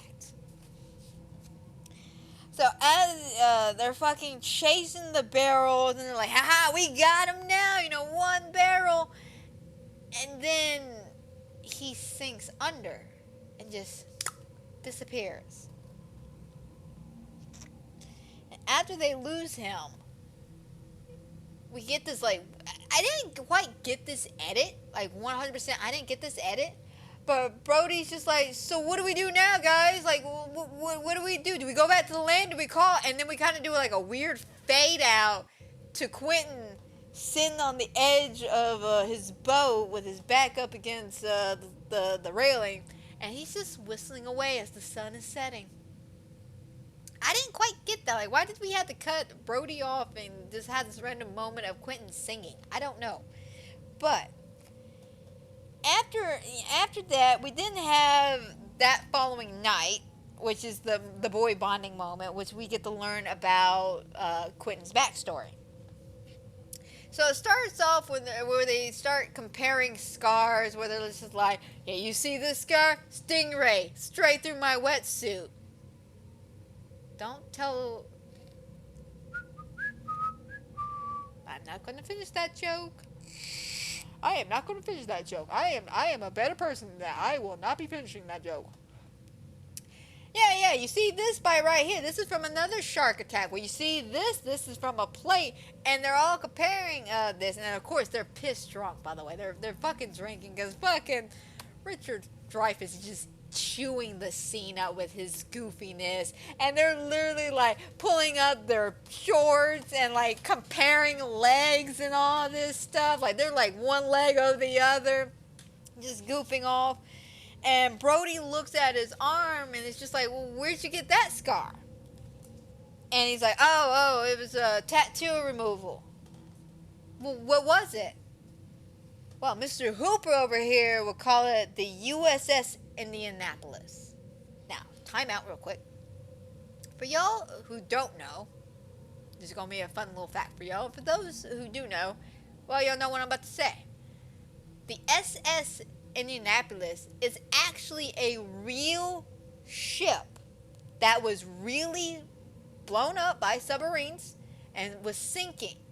And it was a top secret mission. It was a real mission of them delivering the Hiroshima bomb.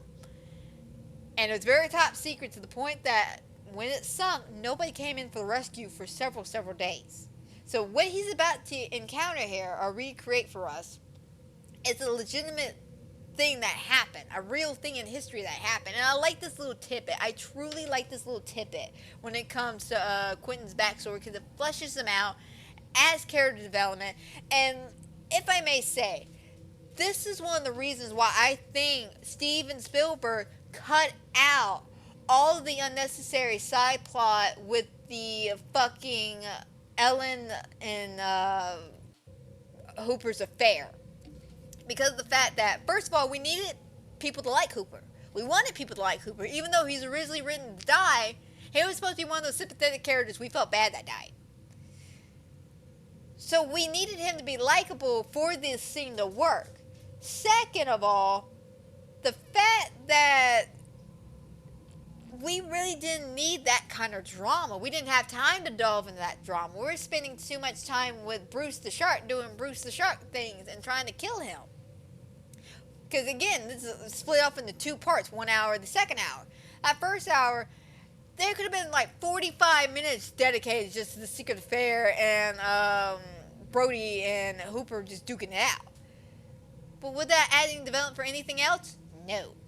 And I feel like that would have taken away from the thing. So that's just why the whole Ellen subplot is cut out. And I want to say one of the reasons why the whole mafia thing is cut out from the mayor is because it's really not necessary. It truly isn't. We have enough on our plate letting us know that this town needs these summer dollars. So that adds the heaviness to the situation where they have to choose whether or not to close these beaches or not. That adds enough tension to it. We don't need this whole factor of him as an not undercover, a dirty deed mayor who owes the mafia money. We don't need that side plot. It's not necessary. And as much as I like the information about Meadows and about his corporate greed and shit, I see why his character was completely cut out. We didn't have time to have this character. Think about it. We don't have that many characters in this movie. Like yes, we have Michael and Sean and Ellen, the mayor, the little lackey for Brody. All fine side characters. All have relevantly good screen time. All have good character lines and development. Not much development, but development nonetheless.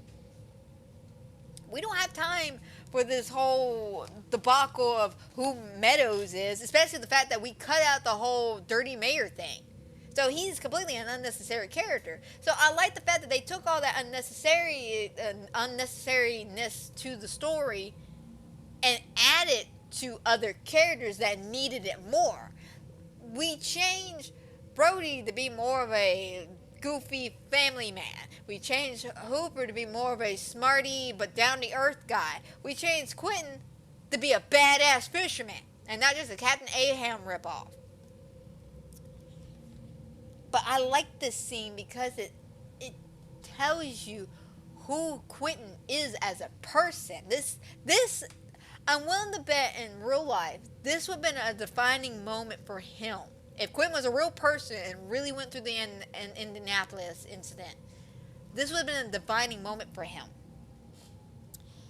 Because of the fact that he does explain that there was only one time he was scared in this whole situation. What he saw, what he survived that night, it explains it. It's even after this, you still see how it affected him. And I'll explain that when we get there. But let's dive on into this monologue. So Quentin tells a story about how he was part of the USS Indianapolis, you know, the ship that brought the Hiroshima bomb into action, and it got shot down by a bunch of submarines, and they waited in the water. there was 1,100 men that went into that water, and the vessel sunk in 12 minutes. They had days upon days to sit, and they tried to sit in little groups together, try to distract the sharks, And one man would sit there and, kind of splash and scream at the shark, and the shark would swim off, and other times the shark wouldn't. And then he starts describing the sharks. He's like, these sharks, they have lifeless eyes, black eyes, dull eyes. They don't seem to be alive until they bite you. Then they roll over white. Then you hear all the high-pitched screaming, and then the blood. I love that moment. I really do, because that's a great depiction of a shark attack. The way their eyes react to blood is fucking incredible. It really is. And he talks about how he saw a friend that he knew, from way back in the day, that he used to be a baseball player. And he saw him just sitting in the water. And he went over there to go wake him up because he thought he was asleep. And when he turned him around, he started bobbing in the water. And he realized he was dead. He was bitten from the waist down.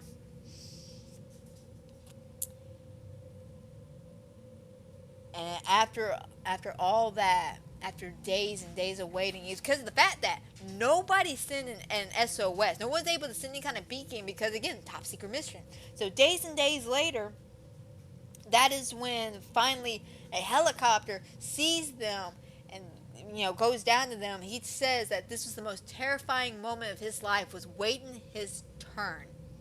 And I can get that, because that moment, that is the moment where shit would hit the fan, for me at least, in life.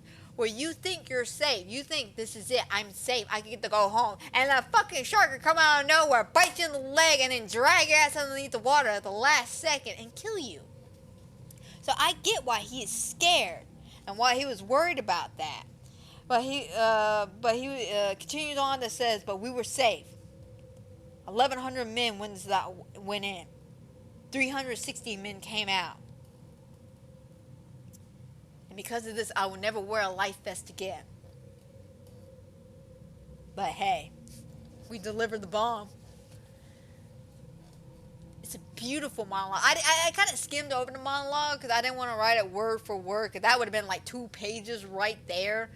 It's a beautiful monologue, and it holds you and it grips you because fucking Shaw, Robert Shaw, couldn't think of his first name for a second. Shaw has a way with just holding the audience attention with his monologue, because you feel it in his face.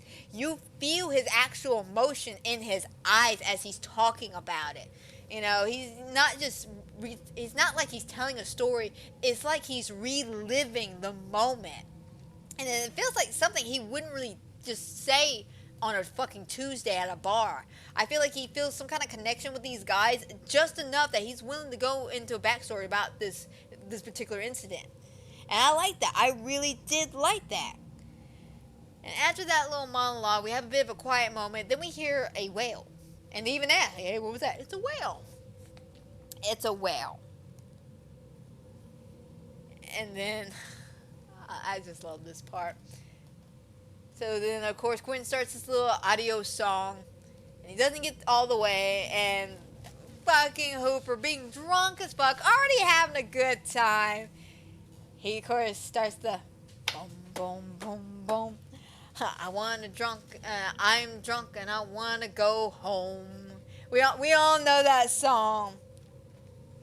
Show me the way to go home. Show me the way to go home.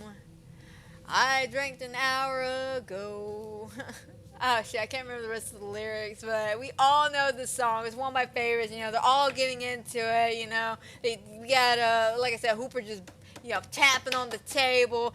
Everyone's just like going in at it, and it builds up to this really great moment that as they're like, I'm drunk and I want to go to bed, boom, boom, boom, we start hearing actual banging coming from the outside of the ship, and we see it from the inside. It's Bruce. Bruce has come back. Bruce like, hey, y'all singing? I want to sing too. Let me do the drums. Boom, boom. Fucking starts breaking the ship. startles all of them. They're like, oh my god. And of course, Bruce is just going ham on the fucking boat, just destroying it. It starts flooding everything. And as they're getting up, he's like, Hooper, go get the pump. And then the lights go out. Fucking Hooper says the funniest line in the situation. Hooper just goes, great, he ate the lights. That's convenient. And then they run up, everybody outside, so they run up back on the dock. And as they're getting onto the dock, it's still nighttime. It's very fucking dark. And they're looking around to see if they can't find the shark. And you see Brody go around to get his bag, and he pulls out a gun.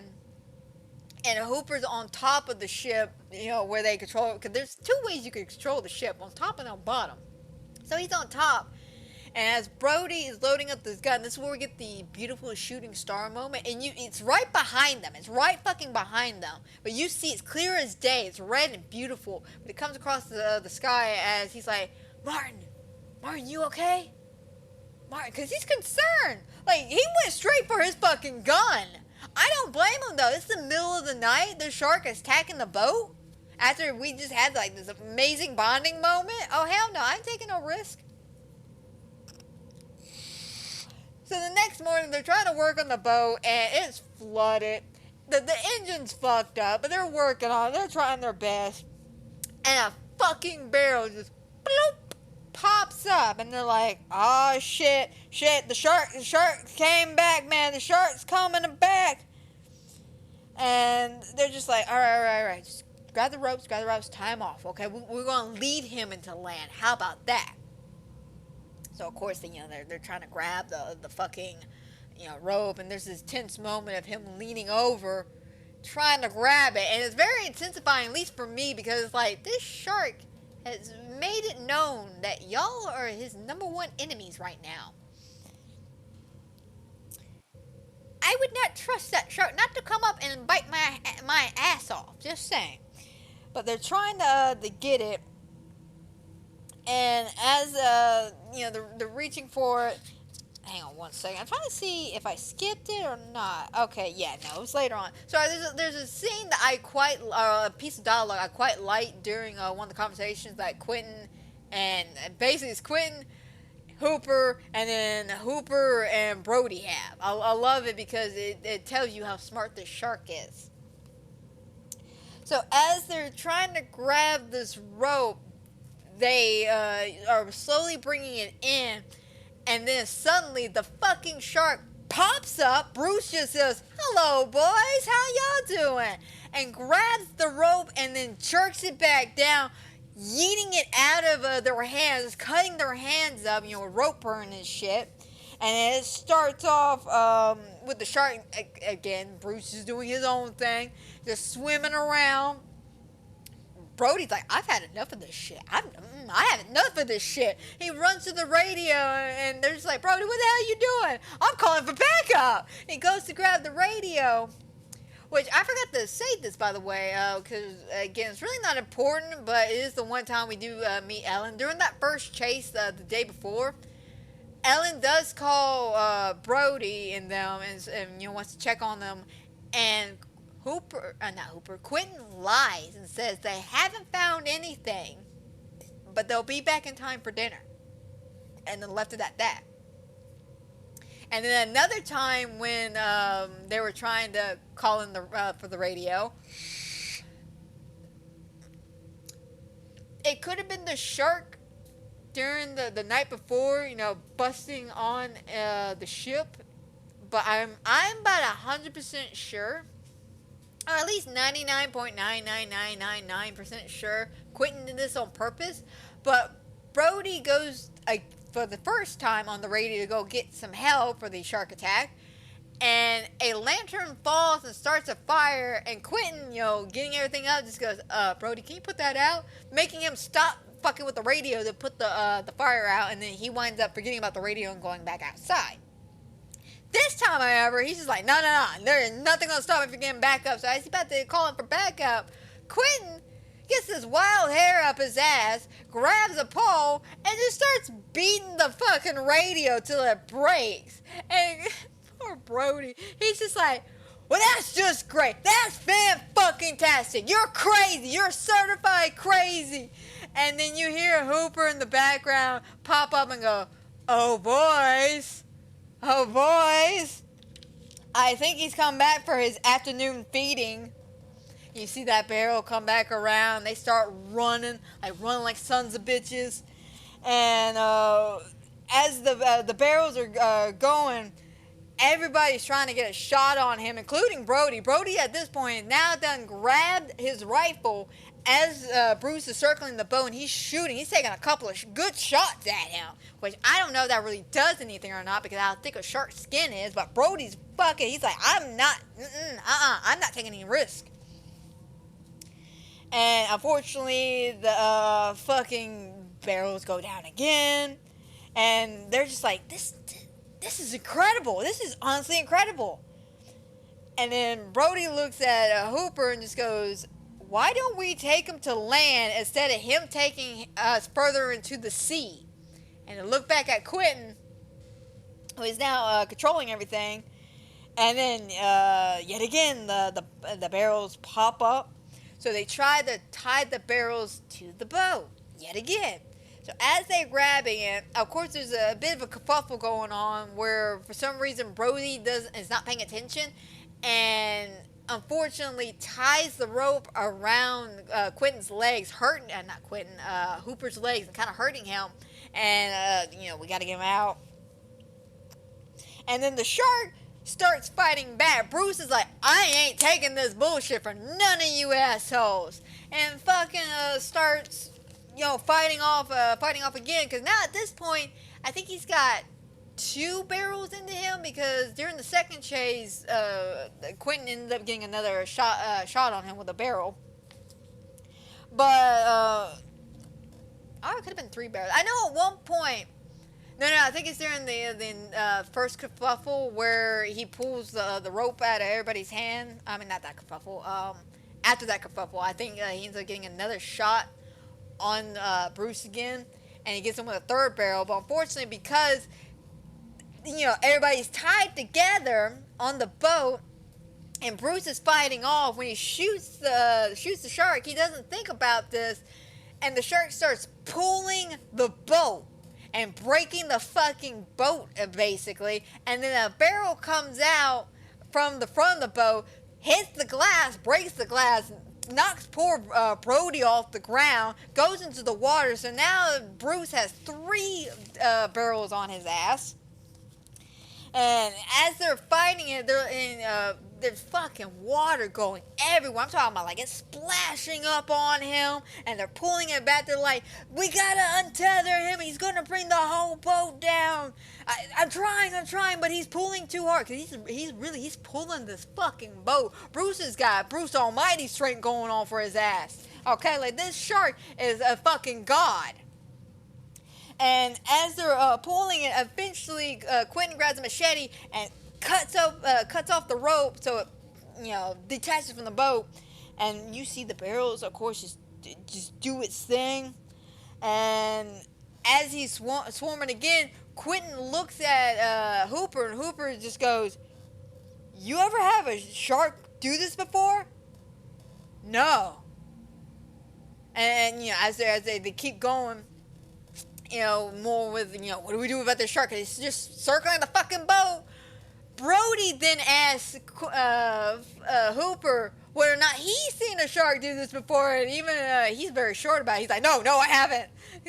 Nobody's seen a shark do this before, and I think this is some of that writing that Peter had that kind of trickled his way into the script, because it shows you this shark, Bruce, is fucking smart. Bruce is literally circling this boat and having a blast, tormenting these guys and fucking with them to the point that they don't know what to do. He's destroying their boat, and he's making it almost impossible for them to go into land. And he's chasing them.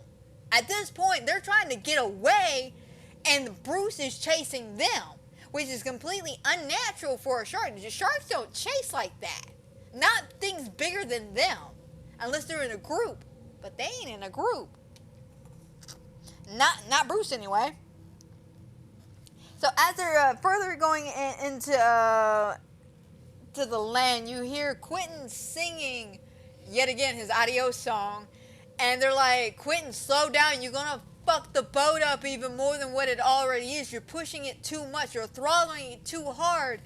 And Quentin don't care. Quentin blew up the boat. Like, the engine starts, and like you see smoke and shit, there's fire. Fucking Quentin brings out the fire extinguisher and is putting it out.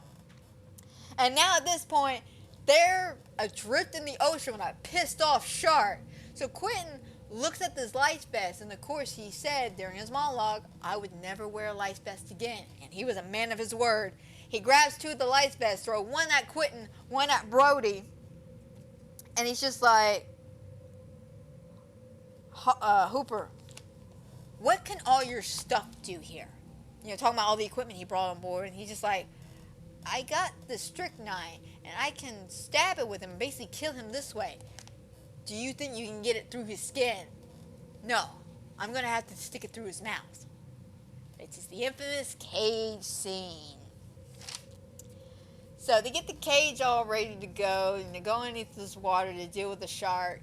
And Hooper's so scared. He has no spit to do with his goggles. Apparently you got to spit into your goggles. I don't know why. I'm not a scuba person or anything. So if somebody who's very well versed with scuba gear and shit could explain that to me, please do. Please in the comments below. But he goes to spit. And he can't, and he makes a comment, I have no spit. Because, you know, he's fucking terrified. He's seen what this shark can do, and he's got to go in the water with it. So he gets in there, and of course, you know, he undoes it, and we're looking around. No shark. We see the shark slowly approach, and they come around. You know, Bruce is minding his own business, and it disappears. And then suddenly, BAM!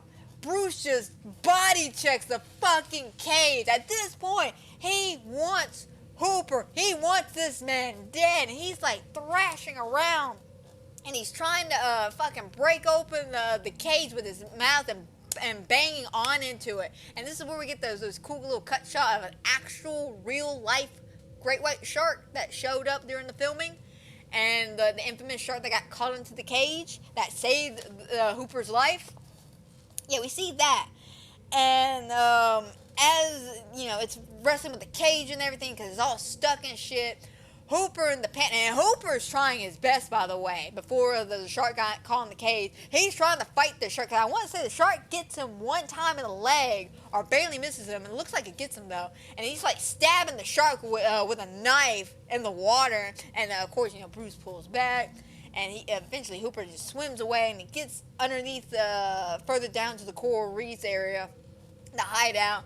And of course we have the epic moment of him thrashing around in the on the cage and everything, and breaking it. And then them so concerned for Hooper, they go to take a look, and they can't get the cage though, so they got to jerry-rig something because, you know, with the thrashing of the shark, it broke the rig they had. So they had to jerry-rig something. They pull it up, and they see that the cage is fucked up. And Hooper's not in there, so they think he's dead. They think he is dead, and that is it. Like, hell, I would assume somebody was dead, too, if I pulled up a cage and it was broken to shit.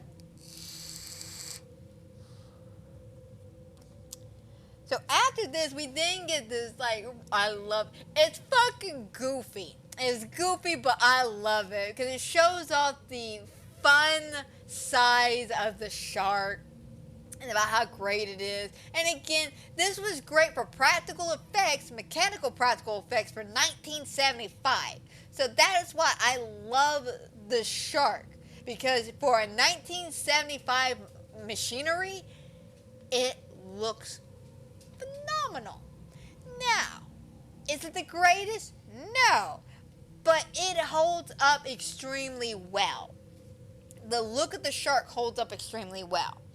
But this shark, Bruce, we get this like nice underwater shot of Bruce swimming up towards the boat, and then we get like this nice shot of him coming out of the water with his mouth open, and he jumps onto the boat, and basically his fat ass is so heavy that it starts breaking the boat.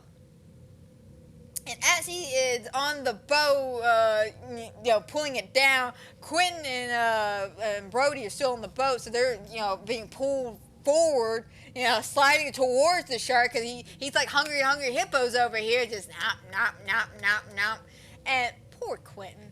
He tries, and Brody tries to save him too, but unfortunately he slips. And he slides down the boat towards Bruce, and he's like kicking and thrashing, and he's screaming like, no. And you only put it off for so long, man. Eventually, the shark gets him perfectly into his mouth, and he starts like shaking him around left and right, and he's chomping down.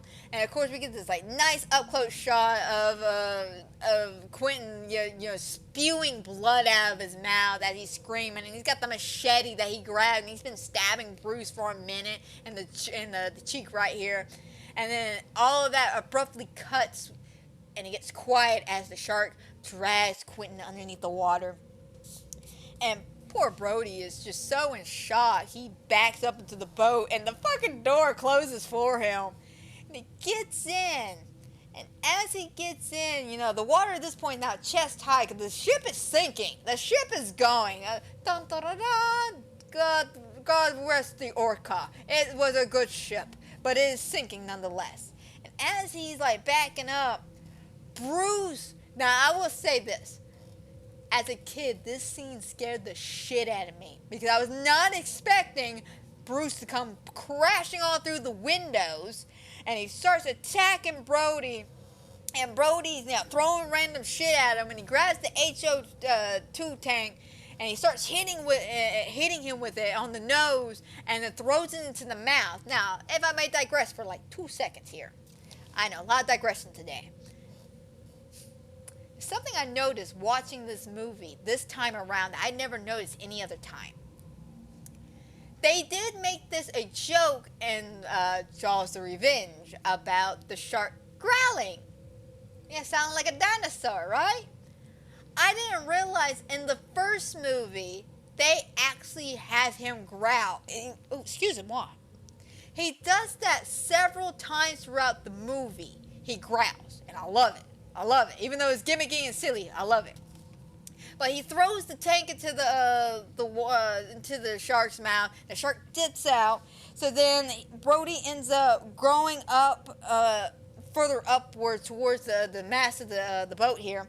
And as he's getting up there, you see fucking Bruce come up underneath him. And he's still got the tank in his mouth. But Brody's got a little harpoon stick, and he's trying to stab the fucking shark down, trying to stab, just stab him like, no, get the fuck down, and stay down, bad boy, trying to get him away from him, because at this point, it's sinking. At any moment, he can fall in that water, and he's dead. He's fucking dead. So, the Jaws theme is swelling, it's picking up, it's dramatic as fuck, it's gorgeous, and fucking Brody at this point is just like, I'm done with this shark, and he has his gun, and he points it out, and of course this is the epic fucking moment here. The shark is swimming up as fast as he can, with a tank in his mouth, and boom, misses. Boom, Brody misses again. Brody keeps trying, and he's like, come on, let me see that tank. Smile, you son of a... And then he pulls that trigger, and then we have the beautiful explosion of blood and shark guts just raining down on all of us. And you hear Brody just, woohoo, yeah, woo, just cheering like a motherfucker. And then we get this beautiful moment of watching the tail end of the shark just slowly trickle on down as weird noises happen, and it slowly sinks down.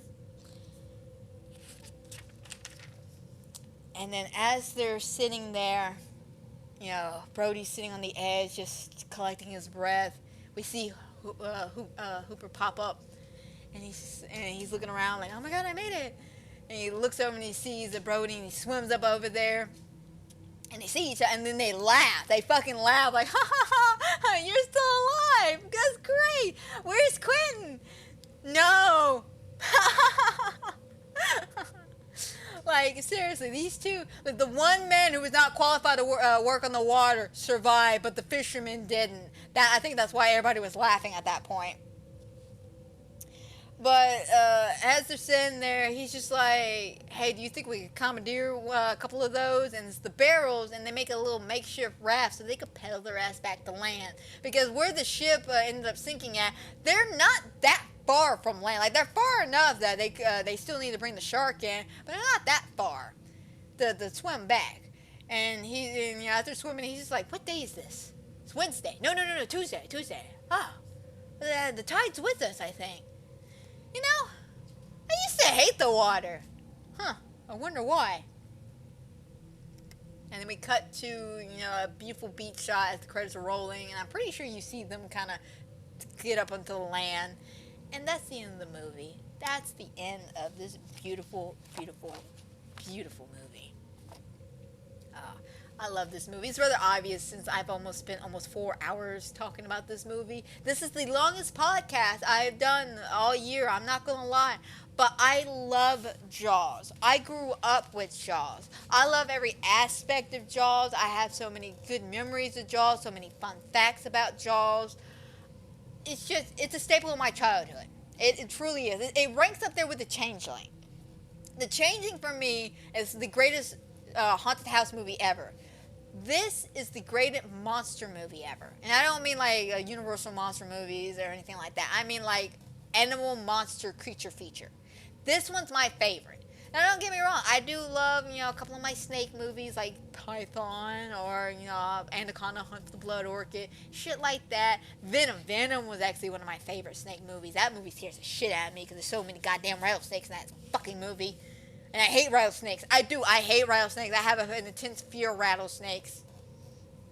But this movie is just the movie that it's in my soul, it's in my heart, and I love it. I do. If y'all never got a chance to see it, and y'all sit here and watch me describe this entire movie, go check it out. Seriously, it's on Peacock, guys. They have all 4 movies. It's a beautiful summer flick movie. It holds up extremely well even after 40 some odd years. It's funny. I've learned new things rewatching it. It's one of my favorite go-to comfort movies. I love it. I absolutely love it. But guys, I'm going to be honest. I think I have done ramble long enough. I'm talking about way longer than I usually have. But you know what? I told you I was going to gush and I was going to fangirl over this movie because I love this movie. I'm going to go ahead and end the podcast here. I hope everybody who has watched, is watching, will watch. I hope you enjoy. Hope everybody has a fantastic and a wonderful night. As you watch this video here on YouTube or anywhere else such as Spotify or Anchor, don't forget to give this video a like, subscribe, and comment down below because you never know what is going to happen here. Trust me, I never know. I didn't think I was going to talk almost 4 hours about this movie, but I really, really, really love this movie.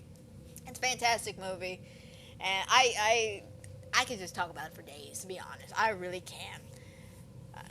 Now, let's see. Next week, I want to do the Evil Dead remake of 2013. I want to say that's when it came out, 2013. And it might have been a little later. I'm not quite sure. I have to go back and relook. And, of course, we're going to review Evil Dead Rises the following week. And then we're going to end up our Summer Horror Fest, not feast. Summer Horror Fest with Friday the 13th Part 6, because that's the only Friday the 13th movie that actually has a summer camp really going on. But I hope everybody who has watched, is watching, will watch. I hope you enjoy. Hope y'all have a fantastic and a wonderful night. And I'll see y'all all next time on the screen stream. If not here on YouTube with one of my gaming videos. But that's a story for another day. So until then, my friends, y'all take care.